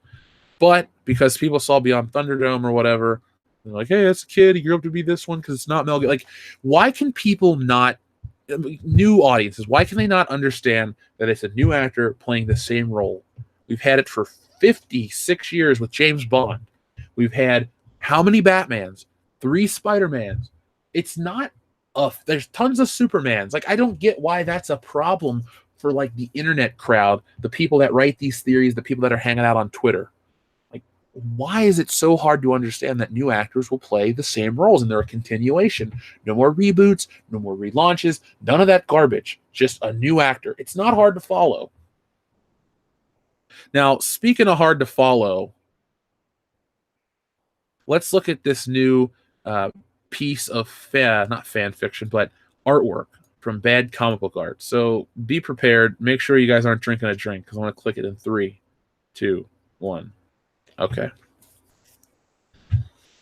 Let's see if you guys can see that. All Out of Bubblegum, thank you very much for your super chat. Just to be an a-hole, I would throw out the Darth Jar Jar to listen to people's reactions. Do I talk about Darth Jar Jar? Let me pull that up. We'll go back to Darth Jar Jar in a moment. Let's get through this. Let's see. Darth Jar Jar.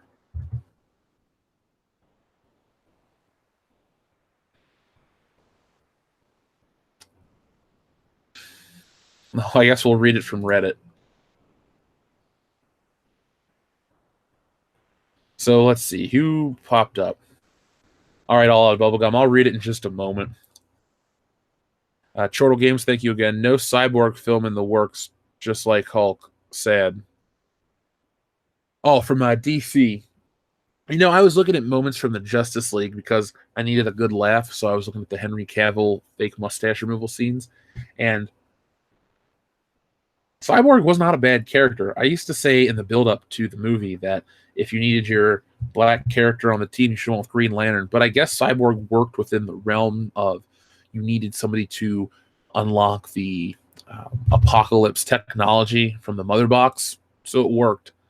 I don't know if I'd want a whole movie of him, but I definitely would like to see him back.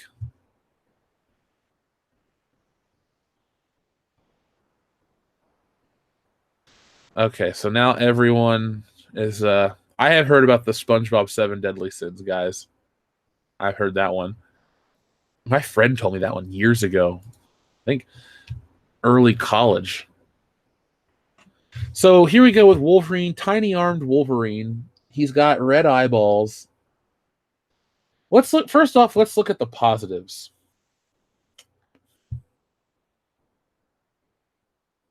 It's colored well. Yeah, Wolverine merged with a T-Rex. His hands are so tiny. His arms are so... The pose is not bad, but I mean, this is from a Marvel comic. You know, all these people want to tell you, oh, you need to have a spotless portfolio and this and that. And you get these editors that don't know a good drawing, but they'll constantly rip you apart. But then this shit gets published in a comic book because of, you know, oh, we were on a deadline.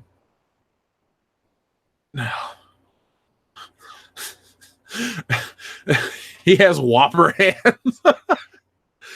His glove. Everything is wrong with this photo. Like, even if you cover up the little his left hand, which is trying to like be drawn as his arm is like bent and back, it doesn't work at any level. His Adam's apple is trying to escape. Now, let's assume that there's a different inker than there is a penciler. What inker would allow this? They're like, I guess, again, they're just in a rush. They're sitting there working, and Tiny Arm Wolverine, T-Rexarine, got out there into the real world. If you asked a 5-year-old to draw Wolverine, then use that drawing proportions to draw Wolverine. Open the door, get on the floor, Wolverine to the dinosaur.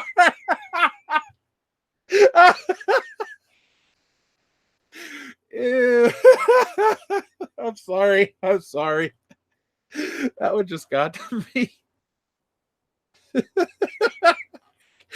Just look at the arms. It's like that movie with Whoopi Goldberg. Ew. Take my strong hand. Ew. This is embarrassing. I want to show this to EVS because EVS has drawn X-Men professionally for Marvel. I wonder what he would say about this.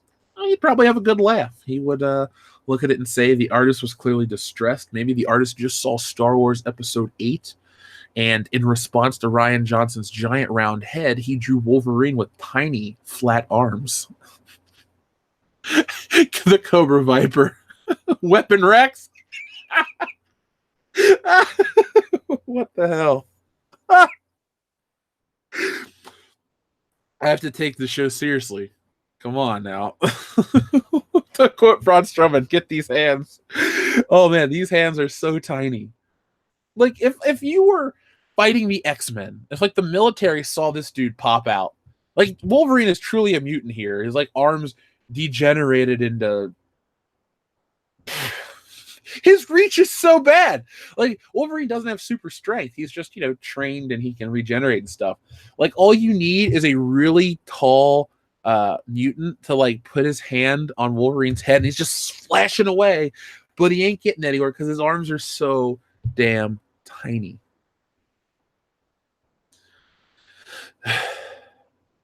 Oh my god. Some artists can't do feet. This guy can't do human. Imagine Hugh Jackman Wolverine with these arms. No, thank you. No, thank you. Logan, you could not take that movie seriously. It's based on movement. What the fuck Marvel is right. Yeah. What the fuck Marvel is right, guys. I would rather be Spider-Man and suffer from man-spider mutations than tiny arms. Yeah, you'll have 6 arms. Ooh. Now, how far do you take the man-spider mutation? I guess from the cartoon where he's gray and all that shit. I do remember in the comic when he just grew the extra arms and didn't turn into the spider. It was it Spider-Man 101 is when or 100 when he got the extra arms, and that's how the issue ends. Spider-Man 100 is a good comic book. You guys should all check it out. I have it myself. How does he scratch his back? Or, his balls. That's what you were asking. I don't know. Yeah, I'd love to see EVS rip some of these too. Maybe I'll ask him when the High Council's back on World Class Bullshitters. It's easier to fist himself now. No, thank you. Maybe Wolverine's like Deadpool and somebody blew his arms off and they're just growing back, but he had to go out and fight Magneto or some shit. So that's what we get. Deadpool's got the little baby legs. Wolverine's got the baby arms. Wolverine is Deadpool in disguise.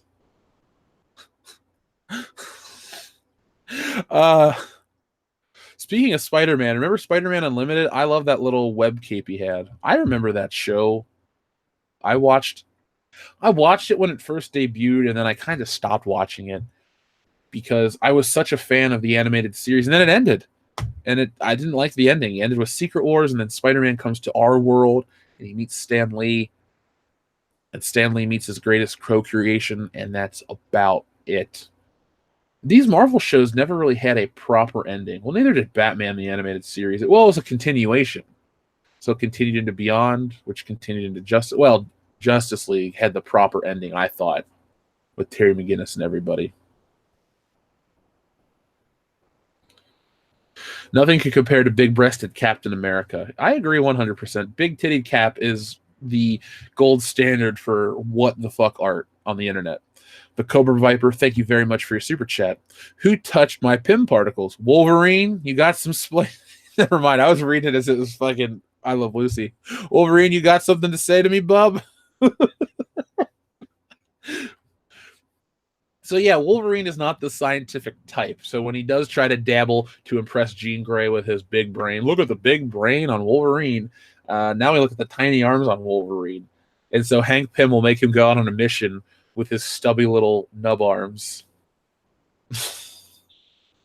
You'd be like, Hank, it's kind of dangerous for the mission if Wolverine doesn't have the same reach. Because, I mean, Wolverine's supposed to be like 5'2" anyway. So if he's 5'2" with tiny arms, his arms are, 18 inches long? Like, how could you take that seriously? Never mind. We're not going to go down that. Let's see. Thank you, Cobra Viper. Chortle Games. Is Who Killed Phil a murder mystery and the World Class Bullshitters comic book still a thing? Been a minute. Also, is Camp Kendo a Fallout bunker? Doomsday prepper? Well, Who Killed Phil a murder mystery is on the back burner for now because we were going to make a movie in September of this year, but Kendo got a full-time job and its scheduling just never worked out. The comic book is going to be the one that I came up with for the Harrison Ford kidnapping, and that'll be out the Indiegogo will be live really, really soon. I've talked to a couple people on the High Council about it, so that's the reality. So I don't just say that to like, oh, he's talking about the comic again. No, I'm working on it actively, and I want to have a good, strong launch so we can raise the money to make the movie of it. That's my goal with this Indiegogo, is to gain exposure for the story and then get that turned into a movie and make the greatest Star Wars parody since Spaceballs. And then the World Class Bullshitters, like stories about the guys, that's down the road. We got to see how big we can do the kidnapping of Harrison Ford one. Because a lot of the stuff on the channel that you guys ask about or talk about is, you know, I'm doing the editing and all that stuff. So I'd be drawing a comic book completely. It wouldn't be like me farming it out. Like Ethan, I can draw. Maybe not Ethan's level, but I will be presenting you guys a good comic book. And I'm going to hire out a colorist. That's what I want to do as well.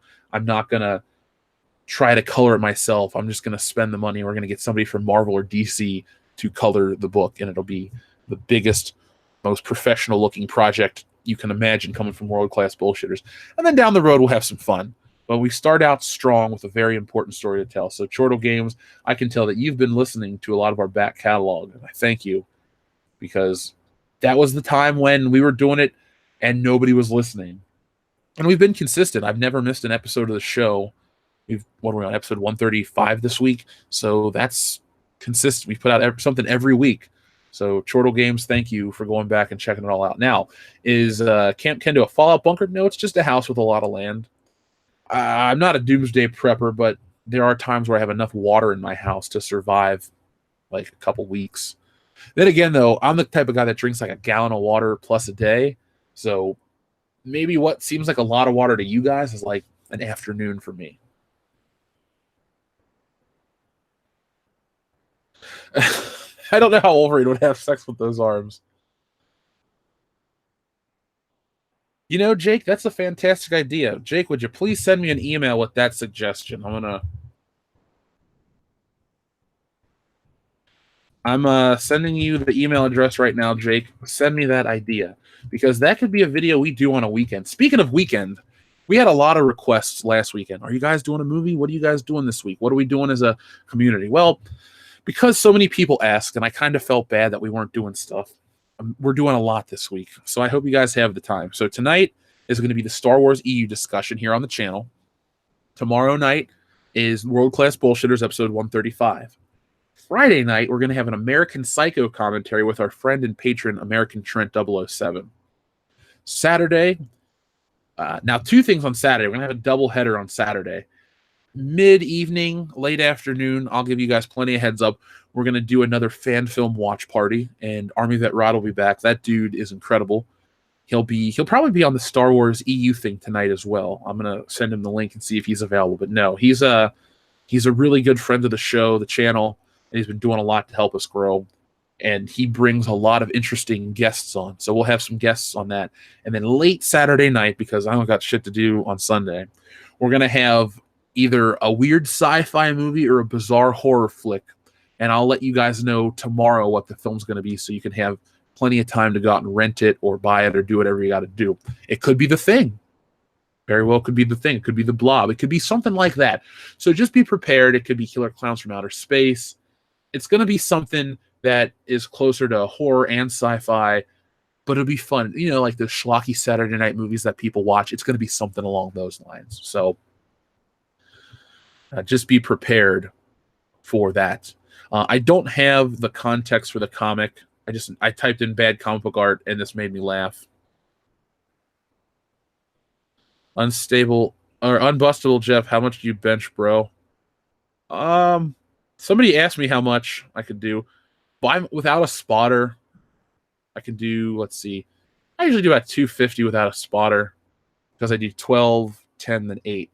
Now, if I had a spotter, somebody to watch me, I could probably put up 3 if I'm just doing one rep. Like, that's what people ask, like, are you doing one rep or multiple? I always do multiple reps, so I just do something that I know I can continuously do at a nice, steady pace. I'm not trying to just boom, explode and get it up there. So there's your answer.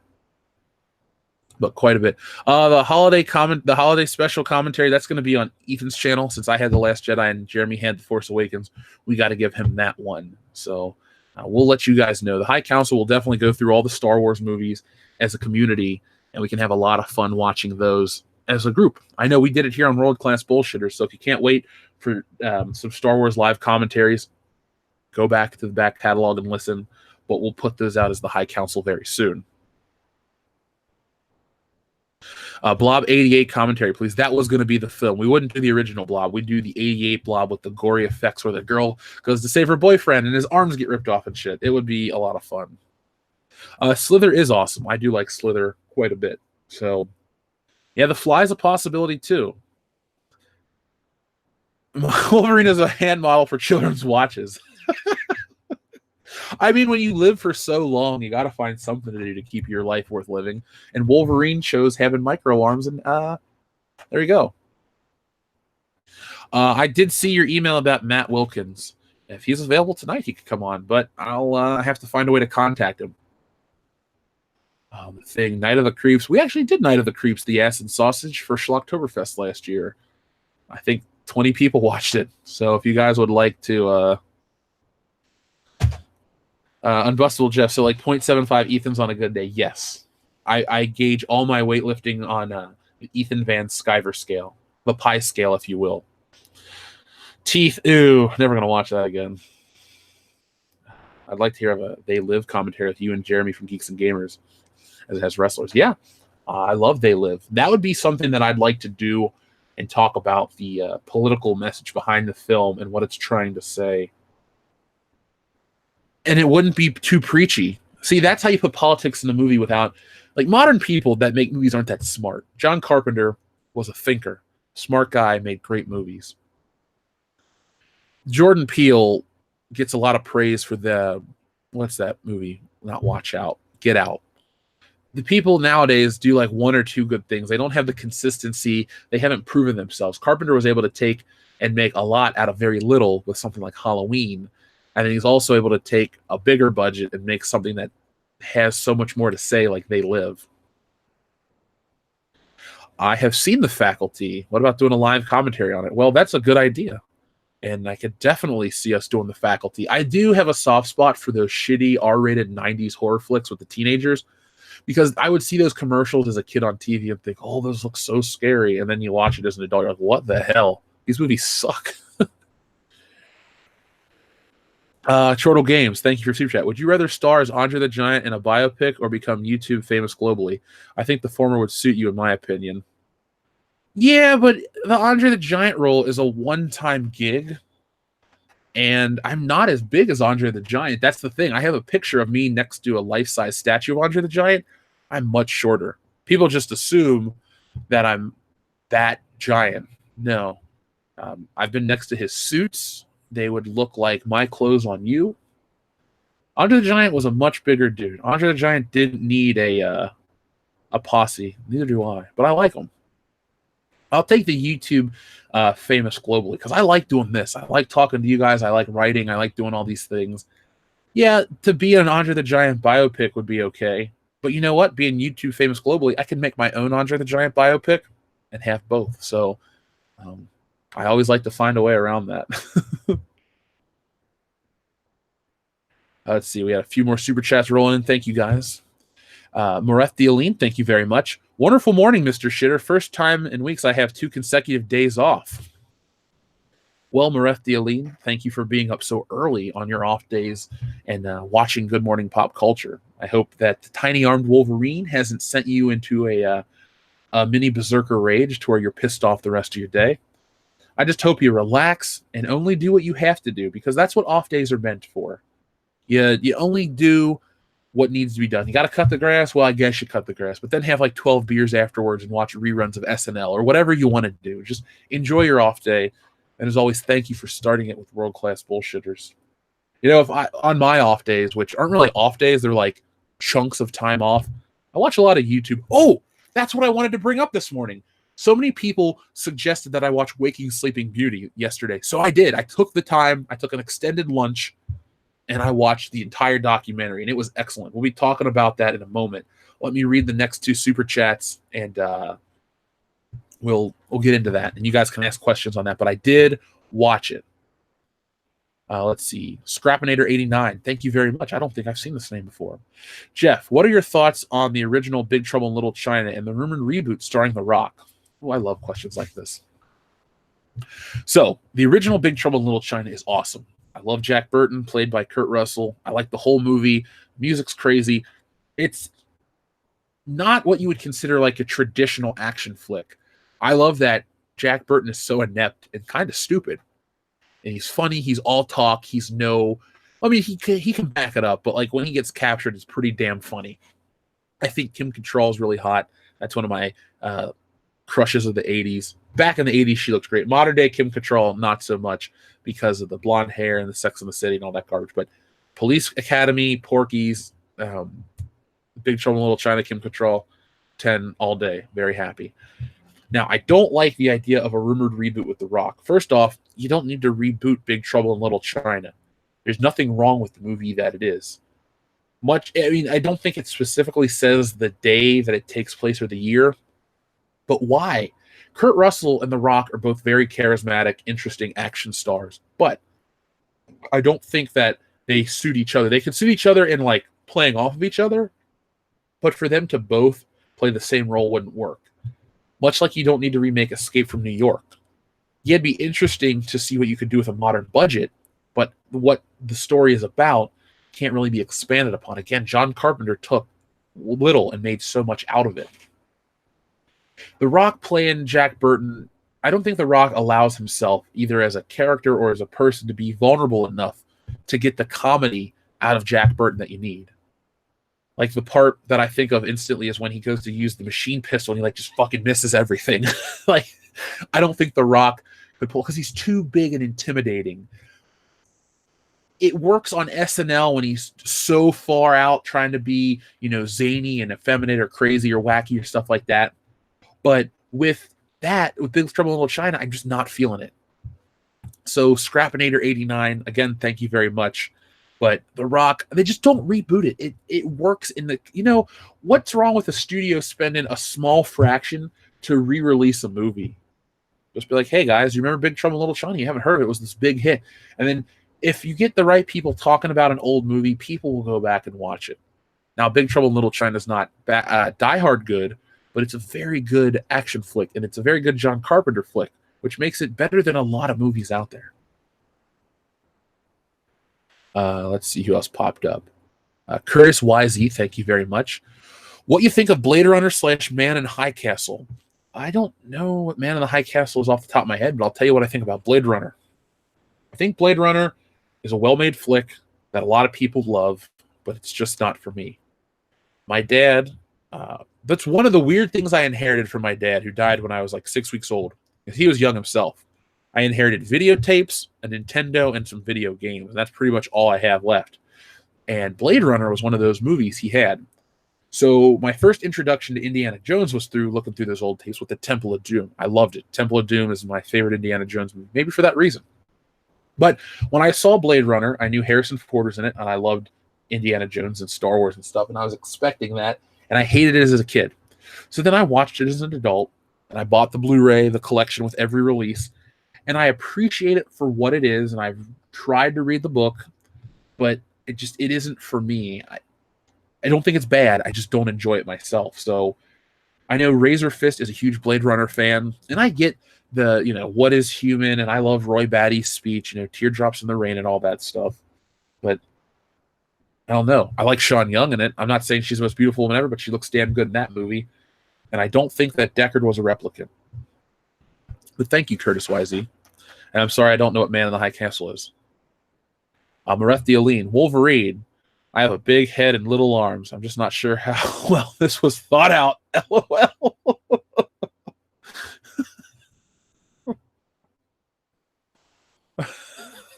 This tiny arm Wolverine is really throwing me off from trying to talk about serious stuff. Yeah, The Rock played the Tooth Fairy. I know. I got some shit from Dion. See, back in college, here's a little behind-the-scenes Jeff moment. Dion and Jeff are now best friends. But back in college, Dion and Garrett, this other guy, were best friends, and Jeff and Dustin were best buddies. So the four of us would hang out. And Dustin got his girlfriend knocked up. So Dustin went away. And I would hang out with Dion and Garrett. And now Garrett and Dion used to give me shit about The Rock playing the Tooth Fairy. And I'm like, whatever. It's just a dumb movie. I'm not going to see it, which I never did. But all I would hear about was The Rock's the Tooth Fairy. The Rock's the Tooth Fairy. Well, whatever. Lo and behold, they're not best friends anymore for other reasons. And Dion and Jeff never talk about the Tooth Fairy.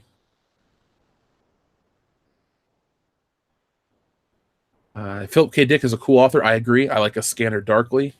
That's what else did Philip K. Dick write? A lot of stuff. My mind is blank right now. I know there's a ton of Philip K. Dick material. Didn't he write Total Recall? We can remember it for you wholesale is the name of the book, right?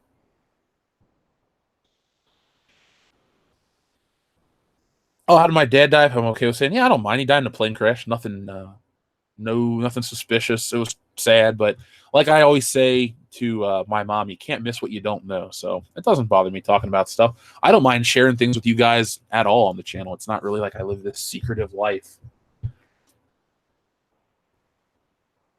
Basically, Man in the High Castle is about what would happen if Nazis won World War II. Okay. I could check that out. Is it possible I could join the EU Roundtable a little later tonight? Rogue Leader, all you do is send me an email. I will send you the link, and you can join when you're available. So don't worry. Have I seen Student Bodies yet? The 80s horror parody comedy. I think I have.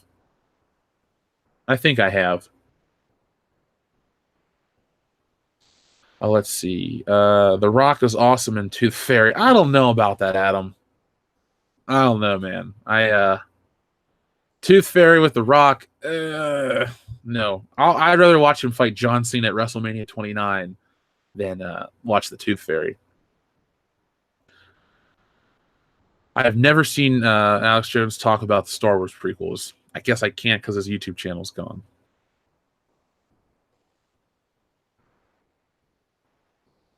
Let's see. What else? Hero Total Recall, also Minority Report. I've seen part of Minority Report.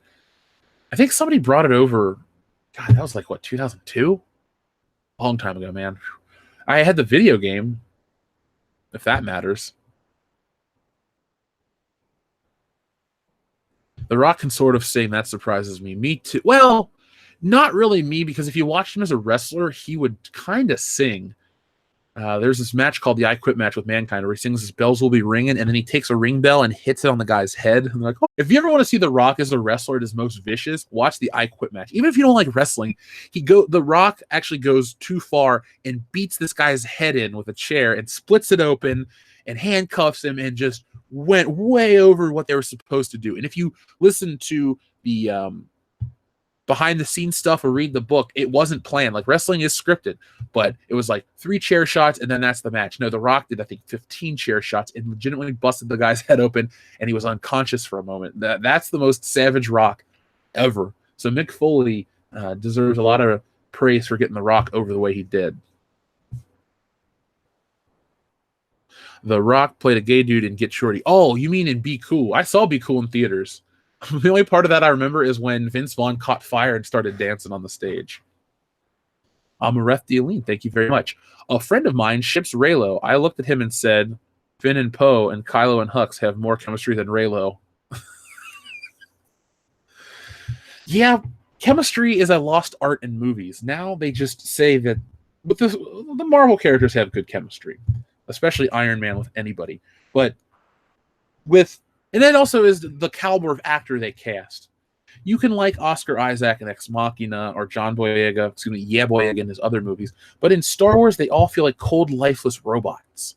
They have less humanity than the robots from Blade Runner. They exist to say lines of dialogue. None of it works. None of it worked for me, and none of it works for a lot of people out there. Reylo, I could make a Reylo shirt if I wanted to. I don't think that's actually a copywritten thing. It's a made-up word. I don't like the idea of shipping characters together. It works if it makes sense. Like Mary Jane and Peter Parker. It's kind of why she exists as a character, to be the love interest. Same with Gwen Stacy. Also, to have Spider-Man have his greatest loss ever at the hands of the Green Goblin. His girlfriend got killed. See, that's weight and that's drama, gravitas, if you will, to a good story. Star Wars has none of that. It's sad to say, but Finn and Poe are one of the few good things about the sequels. I think they could have been truly great had Poe Dameron not been emasculated and ruined by General Holdo or Admiral Holdo. Poe Dameron should have been in the fight more. Yeah, he got the fight at the Battle of Crate, but as someone said in an earlier chat, they didn't fire at the people. The Rebels, or whatever they're called, the Rebels 2.0 didn't fire at the Empire 2.0. Best part of the sequel trilogy, the credits. I agree with that 100%. Boom Studios recently released a book on Big Trouble in Little China with both concept and promotional art, along with cast and crew commentary. Ooh. Now that's something I would pick up and talk about. Maybe I'll give that to Nick for Christmas. We all love John Carpenter here on this channel.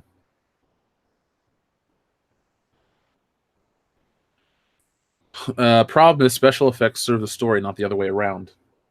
Yeah, even Lucas had it right originally, if you go back and watch his Empire Strikes Back interviews. But then he kind of lost his way once we got to episode 2.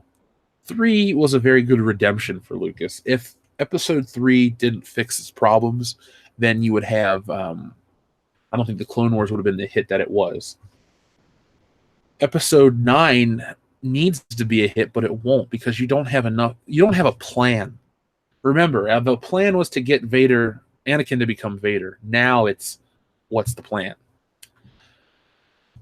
Chortle Games, thank you very much again. It is a show in an alternate future where the Axis won World War II. Elder Hitler has seeing eye tigers. Will Daniel Craig's Bond die in his last film? It's weird that you bring that up. I've been thinking about that a lot lately because the Bond 25 news has begun to trickle in. I think he's done. Barbara Bach, not Barbara Bach. She wasn't a James Bond flick, but Barbara Broccoli and Michael G. Wilson, the producers of the James Bond franchise, just don't get it anymore. You guys have heard me talk about at great lengths with lots of passion about the James Bond series. He's my favorite character.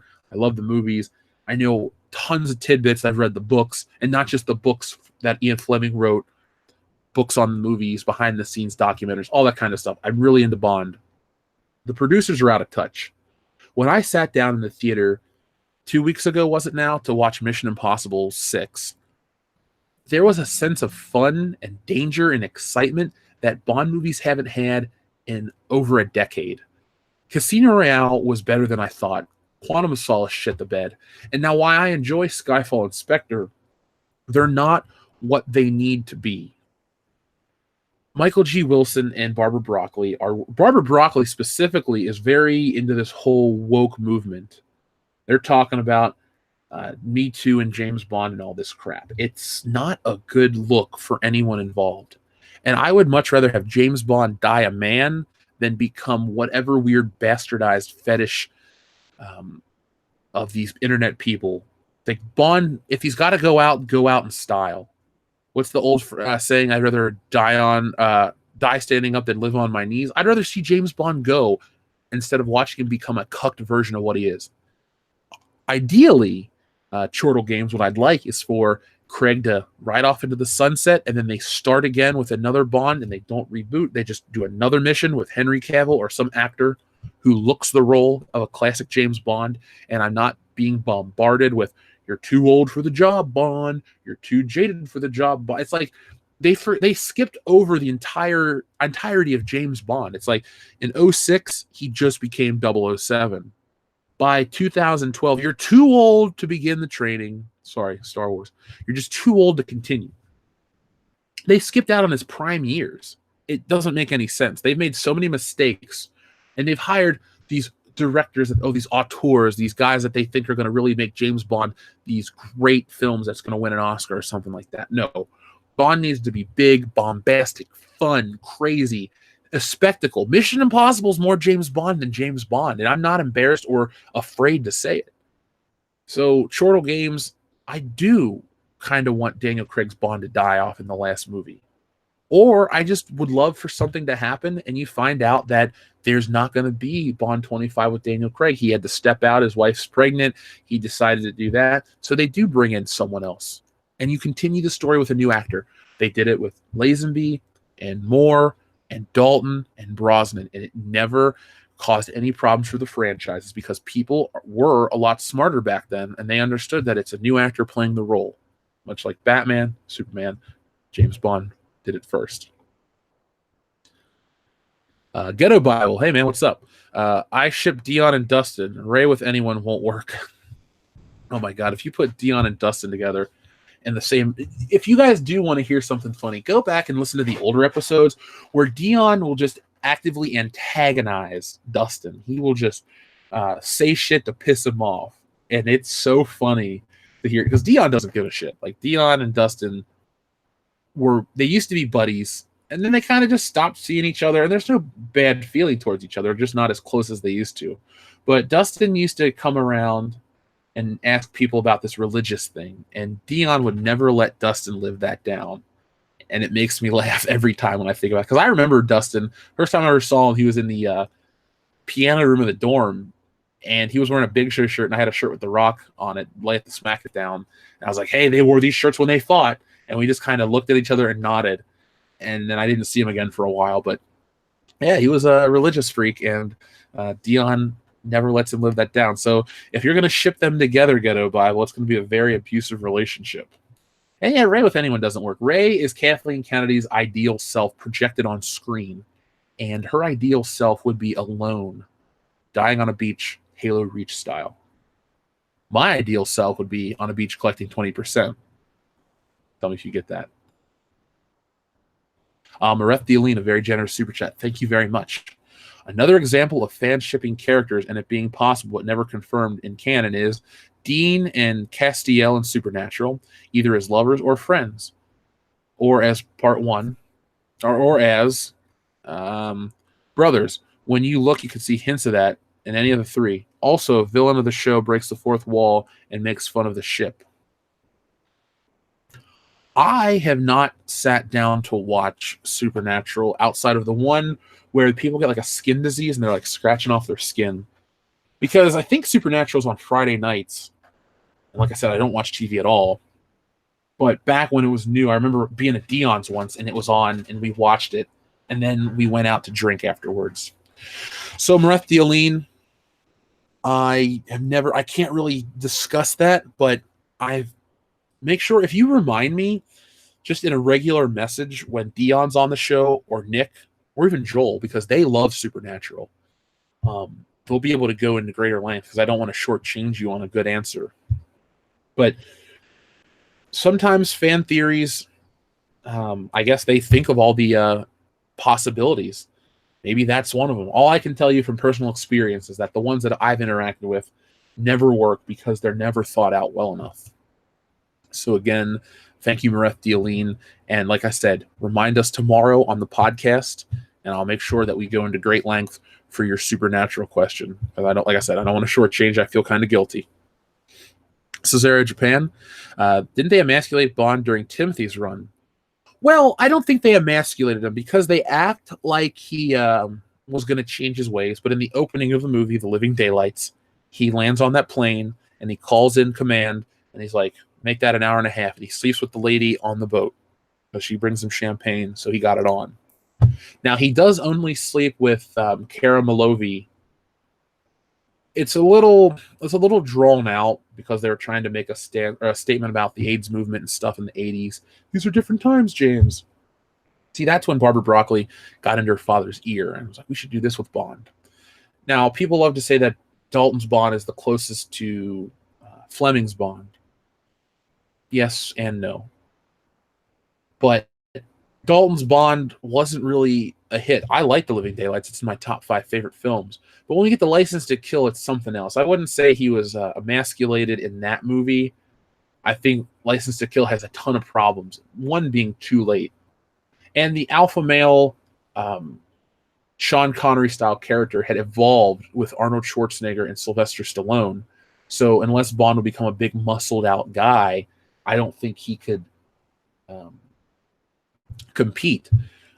I also believe that it's down to Roger Moore being Bond for so long, and James Bond was considered your grandpa's action hero in the 80s. He wasn't cool or hip. So I think that's what really kind of killed the manliness of 007. Yeah, they attempted to make a more modern Caesarea Japan in the 80s, but didn't really work. Thankfully, with Brosnan, they kind of brought it back to classic style, even if they do try to call him out in GoldenEye about being a sexist, misogynist dinosaur, a relic of the Cold War. She also does say, come back alive and stuff. She acknowledges what he is, and they need him. Brosnan's Bond does a lot of big things and remains very true to the character laid out by Sean Connery. Tanae, welcome back, Tanae. Thank you very much. What's the best piece of James Bond material, books, movies, etc.?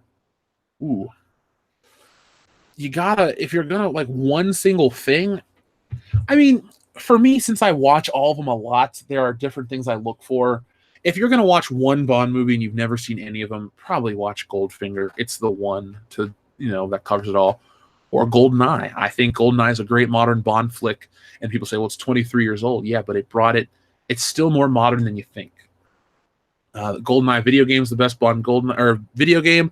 And the book Live and Let Die or On Her Majesty's Secret Service, I think are the two best books. So I know that was a little more drawn out than you would have liked. But that's the best answer I can give you.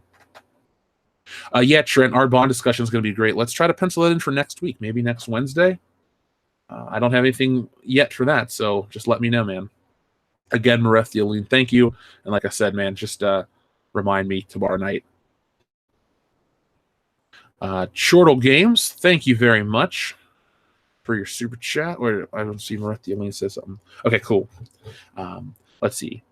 The show was so edgy way back when. There was a guy who hated a woman, and everyone would rip into him. That was all just played out for laughs. That was Dustin, Chortle Games. That's the guy. It was a different show back then. It was a dark time. It wasn't even a dark time. It was not the focus of my life. Now the show is the focus of my life. And I look back, and you know what? You have to evolve. You have to get to where you are somehow. So that's how we got to where we are now. Tons of people watch the shows, and it's a real community. So that's where we had to start.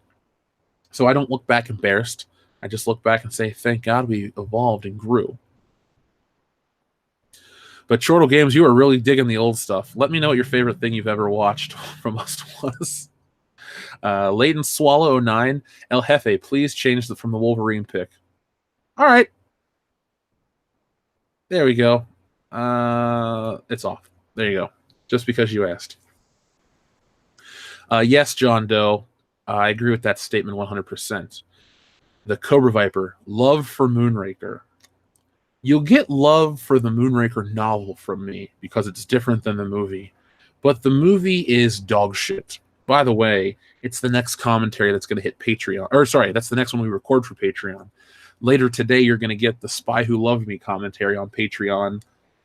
We were tired and kind of out of it. So it's one of those weird commentaries that we record. And we talk about the movie the whole time, but we're not emotionally there, if that makes sense. Well, no, we are there emotionally. We talk about Jaws. We make fun of Feckish. It's an interesting commentary, to say the least. The movie is remembered for a few key elements, and I don't think there's enough in that film that makes it as great as a lot of people say. Yeah, James Bond Jr. was a thing that I was into as a kid. I had all the toys, all the comics, watched the show. I love James Bond Jr. I know it's stupid by today's comparison, but back then it was cool. Let's see. I've never seen the 67 Casino Royale enough to have an opinion. I've seen it on TV once, like 15 years ago, and I knew it wasn't official, so that was that. I read all the Bond books. I've read all the Fleming books. There are a lot of James Bond books out there. Read most, but like I have all the Fleming books. I've read all the Fleming books. Most of the John Gardner ones too, but I haven't read a lot of the newer ones. Like I have Trigger Mortis and Carte Blanche and Devil May Care, but I haven't read those yet. Yeah, well, Alpha Terranima just asked if I ever read Carte Blanche. Like I said, I got it, looking at it right now next to my Aston Martin toy, but don't own it or haven't read it.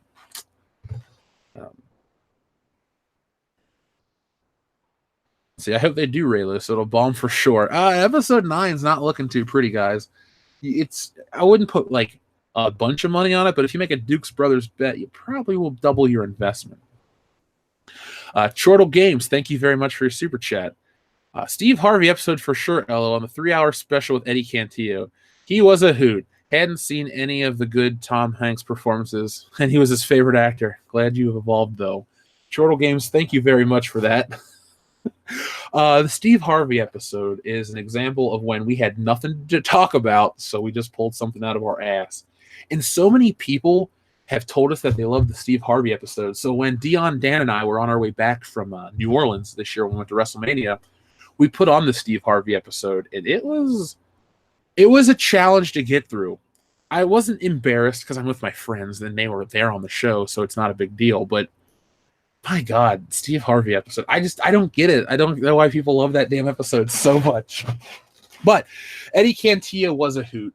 He's still a member of our Facebook page. He's very easily accessible, so if you'd ever like to talk to him, he's a nice kid. He's funny.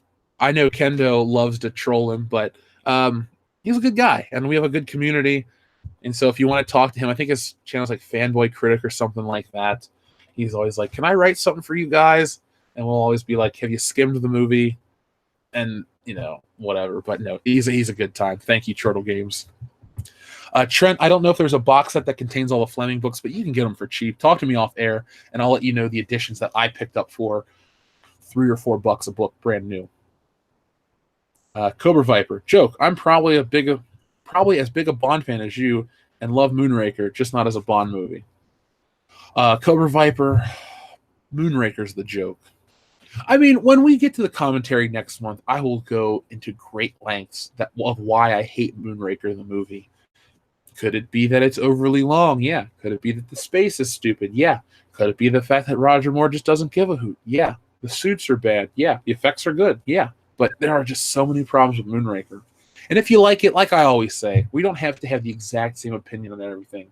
The community of world-class bullshitters, we have the same ideas about entertainment, but we don't have exactly the favorite version of everything simpatico with each other, because that would be boring. So you can like Moonraker. That's fine. The opening is cool. The pre-credit sequence where Bond's on the airplane, I like that one, even though the stunt double work is piss poor. But, yeah, you like Moonraker, man. No problem. My favorite uncle who passed away, loved Moonraker. We would go to his house and he'd put it on. I'd be like, oh, can we watch a good Bond flick? And he only owned a couple on tape. And the other two that he had were Live and Let Die. No, not Live and Let Die. He had A View to a Kill, Moonraker, and maybe it was Live and Let Die he had on tape. But we would watch View to a Kill quite a bit because my aunt loved Duran Duran. So that song kicks ass. Let's see who else. Would I buy Star Wars Episode 9 stock, Jeff? I don't really like to throw money down a toilet, so I'm gonna say no, Chris. Man, I can't believe it's already 9:52. This is one of those shows where it just goes by, like time catches up with you. So that's all I can say is wow. The morning went by really way too fast. This has been a lot of fun. Let's see. There's an Episode 9 leak so bad it feels like something straight out of fan fiction. Is it the one you're talking about where Rey's pregnant and there's the new female alien and the water world or whatever? Because I read that. The one that was on Reddit? I did check that one out. What's a Duke's Brothers bet? Oh, Scott, you got to watch Trading Places. It's on Netflix. It's my recommendation for this week, guys. If you want to watch a fantastic movie, go out and watch Trading Places. It has Eddie Murphy, Dan Aykroyd, Jamie Lee Curtis, Paul Gleason, who is also known as Dwayne T. Robinson from Die Hard. It has Al Franken, which isn't really much of a sell, Jim Belushi, which isn't much of a sell. It's got Denholm Elliott, a.k.a. Marcus Brody from Raiders of the Lost Ark, which is kind of a sell. So yeah, Trading Places is my recommended viewing for you guys for this week. Watch it before it goes away from Netflix. Kendo and I recommend that wholeheartedly. Love that fucking movie. Unpopular opinion, I love the Craig movies. That's fine. I think Casino Royale's half great. Quantum of Solace is dog shit. Skyfall's good. Spectre's mostly good. I hate the song. So my stance on Daniel Craig has softened a lot, but he's still tied for my least favorite Bond. Not a big fan.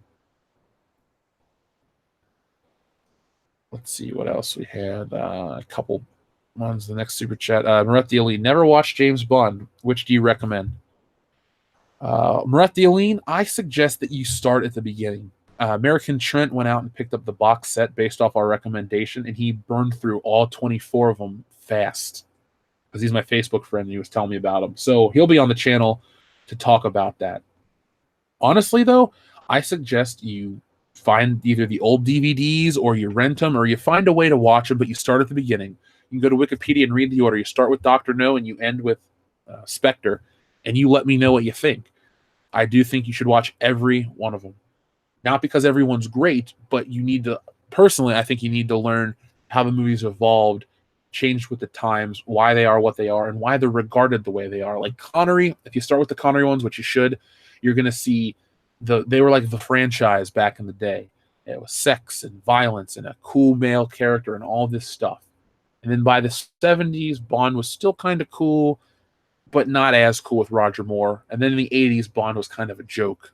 And then in the 90s, it was revived with Brosnan. Now, I know a lot of people don't like Pierce Brosnan either as an actor or as James Bond, but you can't negate the fact that his revival of the character was more important than anything Craig has brought to the character. Because when Brosnan was Bond coming in, people didn't think it was going to be popular.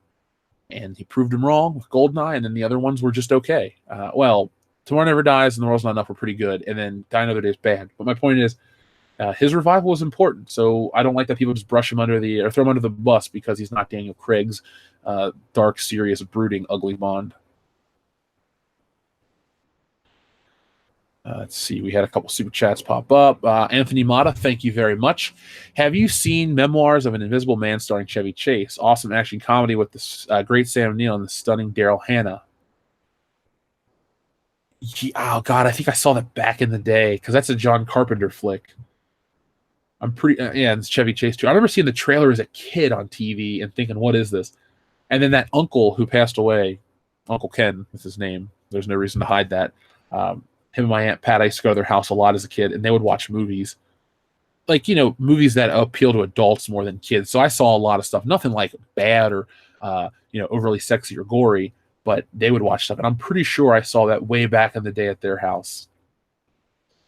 I would go back and rewatch it, though, because of my love of John Carpenter work and Chevy Chase.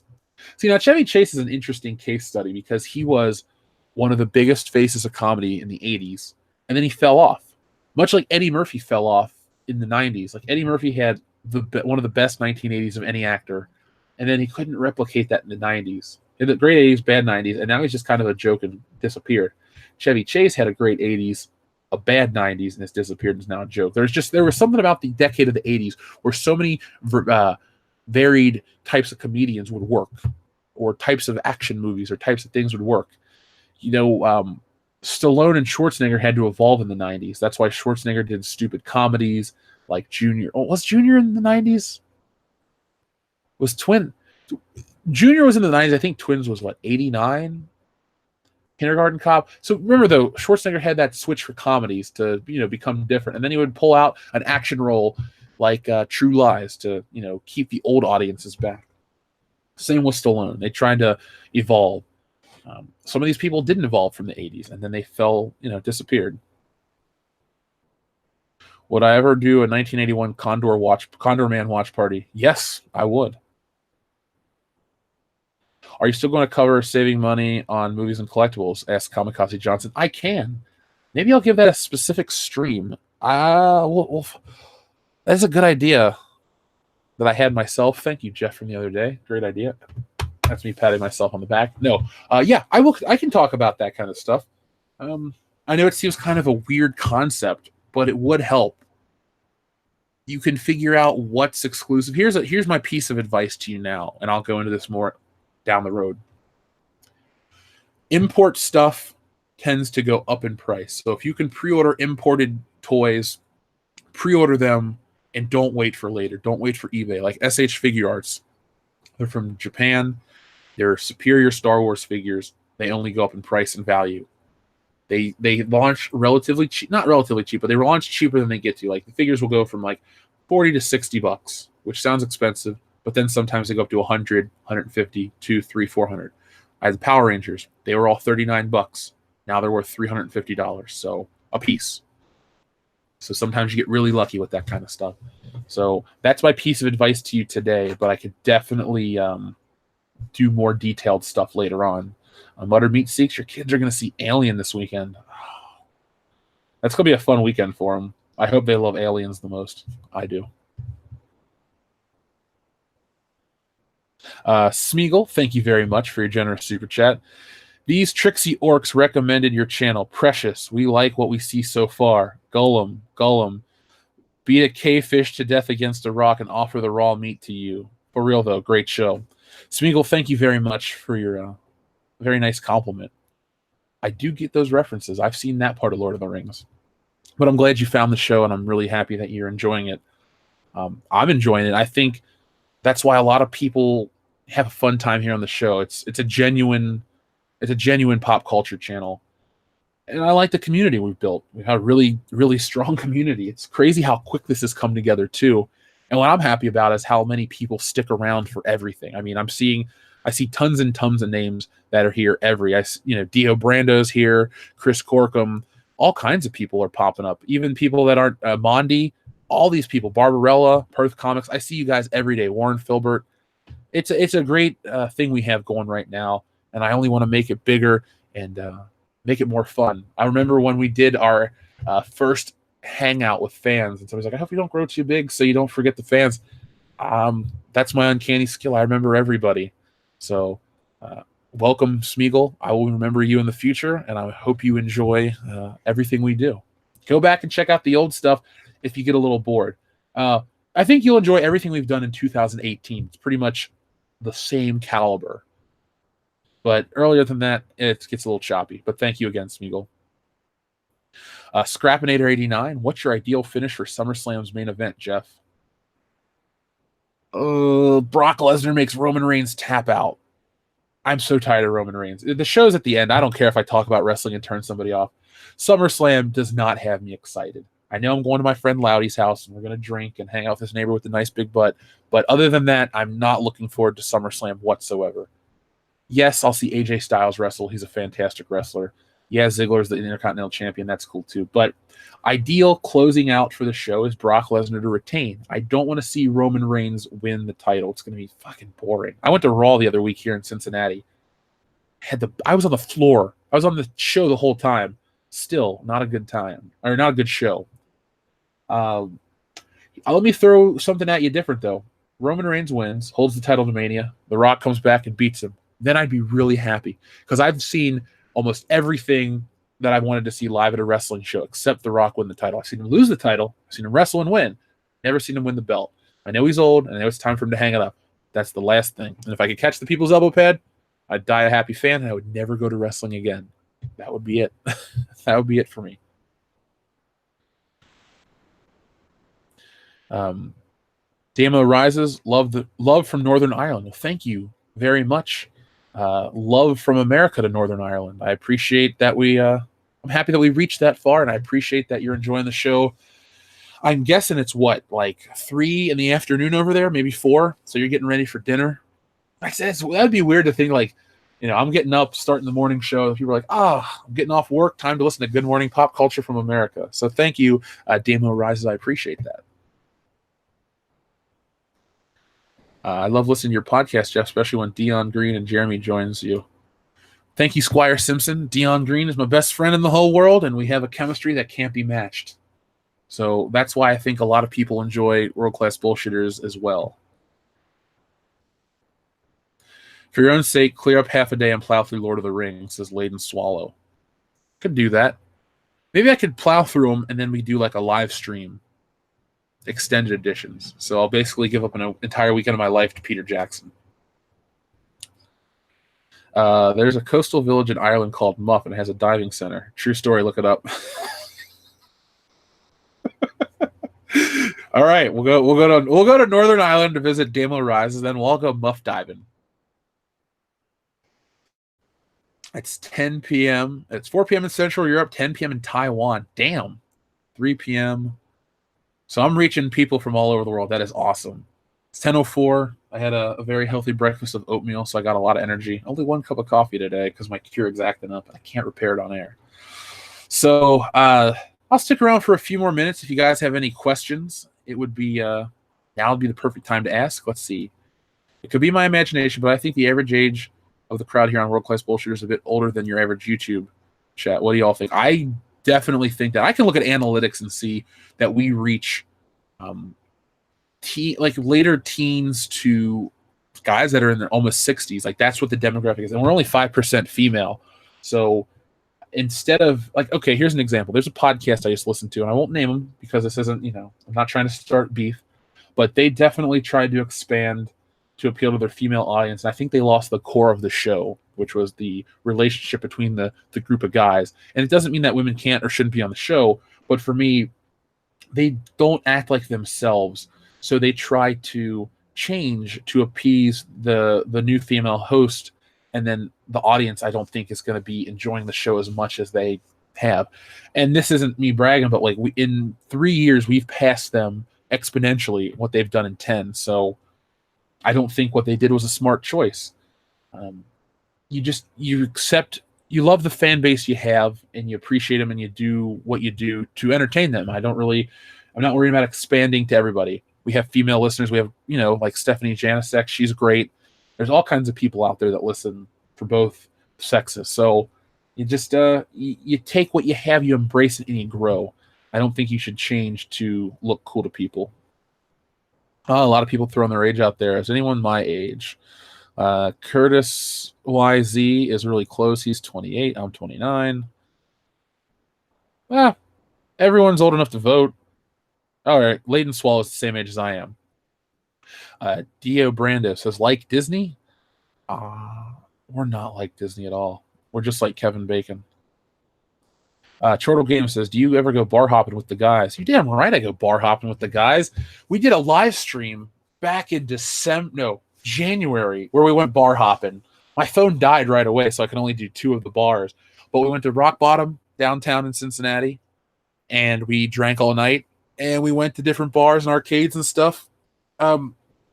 We might do bar hopping in Indianapolis, or we might just stay posted up at the hotel after party and do that kind of stuff. We have a lot of fun. Dion and I have gone bar hopping countless times. His wife usually stays at home. Well, now that there's kids involved, we usually go over to his sister's house, and we'll just go drink. And the kids will go to bed early, and we'll stay up all night and drink to the wee hours of the morning. And his wife, Hillary, will make a fantastic meal. Last time she made prime rib and like 14 different side dishes. And so what we'll do is we'll keep drinking all night, and then we'll go nibble on a piece of prime rib or something like that. So yes, Chortle Games, we definitely go out and do fun stuff. By the way, folks, if you ever have a birthday on a day that we go live, let me know. We'll wish you a happy birthday, and I'll be thankful that you celebrate it with World Class Bullshitters. I also feel bad if you have to go to work on your birthday. That's why I was always envious of the kids who had summer birthdays, because they got to be off of school for theirs. Now, I got to say, my mom was kind of cool when I got older, like in high school. She's like, unless you have a test, you can take your birthday off of school. So I think my junior and senior year of high school, she just let me not go to school, and it was awesome. She took off the day herself, and we went out and did stuff. Am I a happy drunk? You damn right I'm a happy drunk. Agent Carter is 35 and female. Well, thank you, Agent Carter, for putting up World Class Bullshitters. I love your show. That was one of the few Marvel shows on ABC that I took the time to watch every week. I'm kind of pissed that it ended, but at least it was there, and at least it didn't get as bad as Jessica Jones season 2. Gerhardt Van Staden, I'm sorry I butchered it. Tomorrow's my birthday, turning 28. Well, happy birthday in advance, Gerhardt. I hope you, let's see, I'm assuming you're German, so hopefully you go out and have some nice beer. What do you guys say, Prost? Is that it? Yeah, Prost. Go out and have a beer on World Class Bullshitters. Think of us, all your friends here, all 430 of us listening right now. And if you don't drink, well, find a different way to celebrate. Have some cake, something like that. But I know on my birthday, when I turn 30 this year, I'm going to be very happily drunk. And I probably will send a picture, because all the guys from out of town are coming in. So we'll send you guys a birthday picture. Zorant00, thank you very much. Would it be okay if instead of Reylo, they did a Luke possessed by Leia in a romance with Rey? Has the advantage of a lesbian/trans relationship? I think you checked so many diversity boxes that you just broke the internet. And because of the absurdity of your suggestion, not only will I allow it, I'll promote it from here on out. All joking aside, I mean, that's so crazy. I wouldn't even be mad. I'd be like, huh. That'd be like if they had Godzilla fight King Kong, fight the Megazord, fight Voltron, fight Beetlejuice or something. It'd be so zany and out there that I would just go, oh, okay. Well, I'm not even mad at the logistical issues with this. So yeah, Luke Skywalker possessed by Leia and a romance with Rey could be hot. Who knows? Um, I needed to have like that slow Sting music in the background, that Desert Rose song or Desert Rain, whatever it was, and then when the movie's over, the credits roll, and I'll be missing you, or I'll be watching you by the police. That's how we end our Star Wars Episode 9. The weird spatial erotic fan fiction that is known as the J.J. Abrams closer. Haley Atwell is a babe. That is true. Have pie like EVS. Maybe. Could have pie like EVS. You only turned 31, so why not enjoy it with pie and cake? I mean, Kelso was going to have pie at his wedding with Jackie, but that never happened. I won't say my age, but I can say I haven't changed at all in the last 30 years or have a moment of weakness to kill my nephew. I'm glad you haven't, the Jacobite. By the way, I believe you are our fan friend with the bar that we might be seeing in Chicago. So I'll need to get back with you the closer we get to that date, if it's still an option. We'd love to make that happen. But don't kill your nephew and don't change. I'd like to think that in 30 years from now, I'll have changed, but not to a point where I'll, want to off someone in my family because I had a nightmare vision. Bad Luke Skywalker. What is the best classic suit Marvel Legends Spider-Man? Ooh, got me with an action figure question. Pizza Spider-Man or the new one, that you can get online relatively cheap. It's Marvel Legends Retro Pack Spider-Man. They're like $20. Get one now before they go up in price. Because I picked up Pizza Spider-Man at Target 3 years ago, and it's like $40 or $60 depending on who gets it. So that's your best current one. Chortle Games. Kylo beginning in Rey's mystery box for sure. Maybe. I don't know if that's a mystery he'll enjoy. It's like a crying game theory.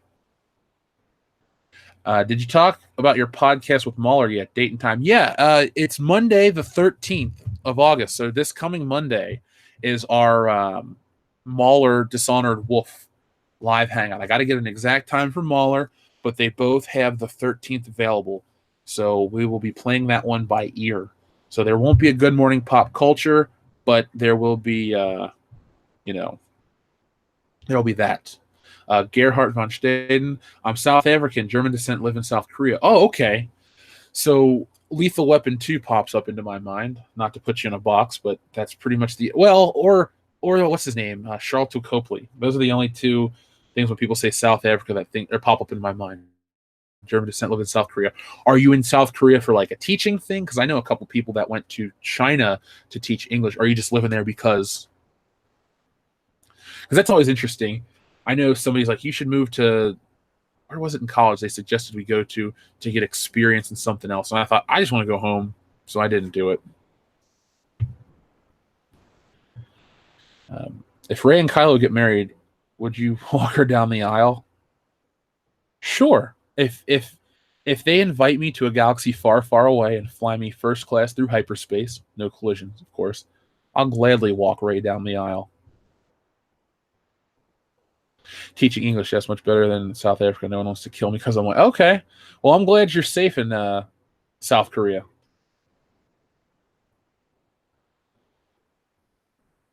What else? Let's see. Now Kyle will come back home from work one day and find Rey in bed with Chewie, dozens of porgs, and one of us will be sports. Oh, God. That'd be a really smelly house. We're not going to get into that. We're not going to get that. When is the American Psycho watch party? Friday? Yes, Barbarella. It is on Friday. Probably about 9 o'clock, 9:30. I'll give you guys an exact time by tomorrow's World Class Bullshitters episode. So we'll know that. But real quick, final rundown before we close out the show. Tomorrow, Good Morning Pop Culture, as well as Good World Class Bullshitters. Friday, Good Morning Pop Culture and the American Psycho commentary. Saturday, a doubleheader, Fan Fiction Part 2, schlocky science fiction / horror movie Saturday night, nothing Sunday. Now, tonight is the Star Wars EU discussion. So if you guys liked Part 1, do not miss Part 2. The more popular these things get, there can be Part 3, 4, 5, infinity. So it's all about what you guys want and what you guys watch. So get involved with that live tonight. Don't watch The Voice or whatever the hell's on TV. Listen to that. Get in the community. Hell, get on the show. Shoot me an email, worldclassbs@mail.com, and we can get you on. If you're experienced in the expanded universe stuff that takes place during the original trilogy / post-original trilogy era. So thank you to everyone who has stuck with us for the extra 15 minutes or so. Nice little extra bumper of Good Morning Pop Culture. But I'm going to get off here, and I'm going to go do stuff. Actually, I'm going to start a couple things for tonight. I actually got a video I'm going to upload in a little bit this afternoon, so be on the lookout for that. It's an old idea I'm bringing back. If it works, well, we'll make it a staple of the channel. So thank you to everyone. Thank you, Mondi. Thank you, Logan Michael. Good to see you here, my friend. Bye, Cesario, Japan. Thank you to everyone who is here with us every morning for Good Morning Pop Culture. I'll be back in just a few short hours with the Star Wars EU discussion. And as always, if you need me, Facebook, Twitter, and worldclassbs@mail.com.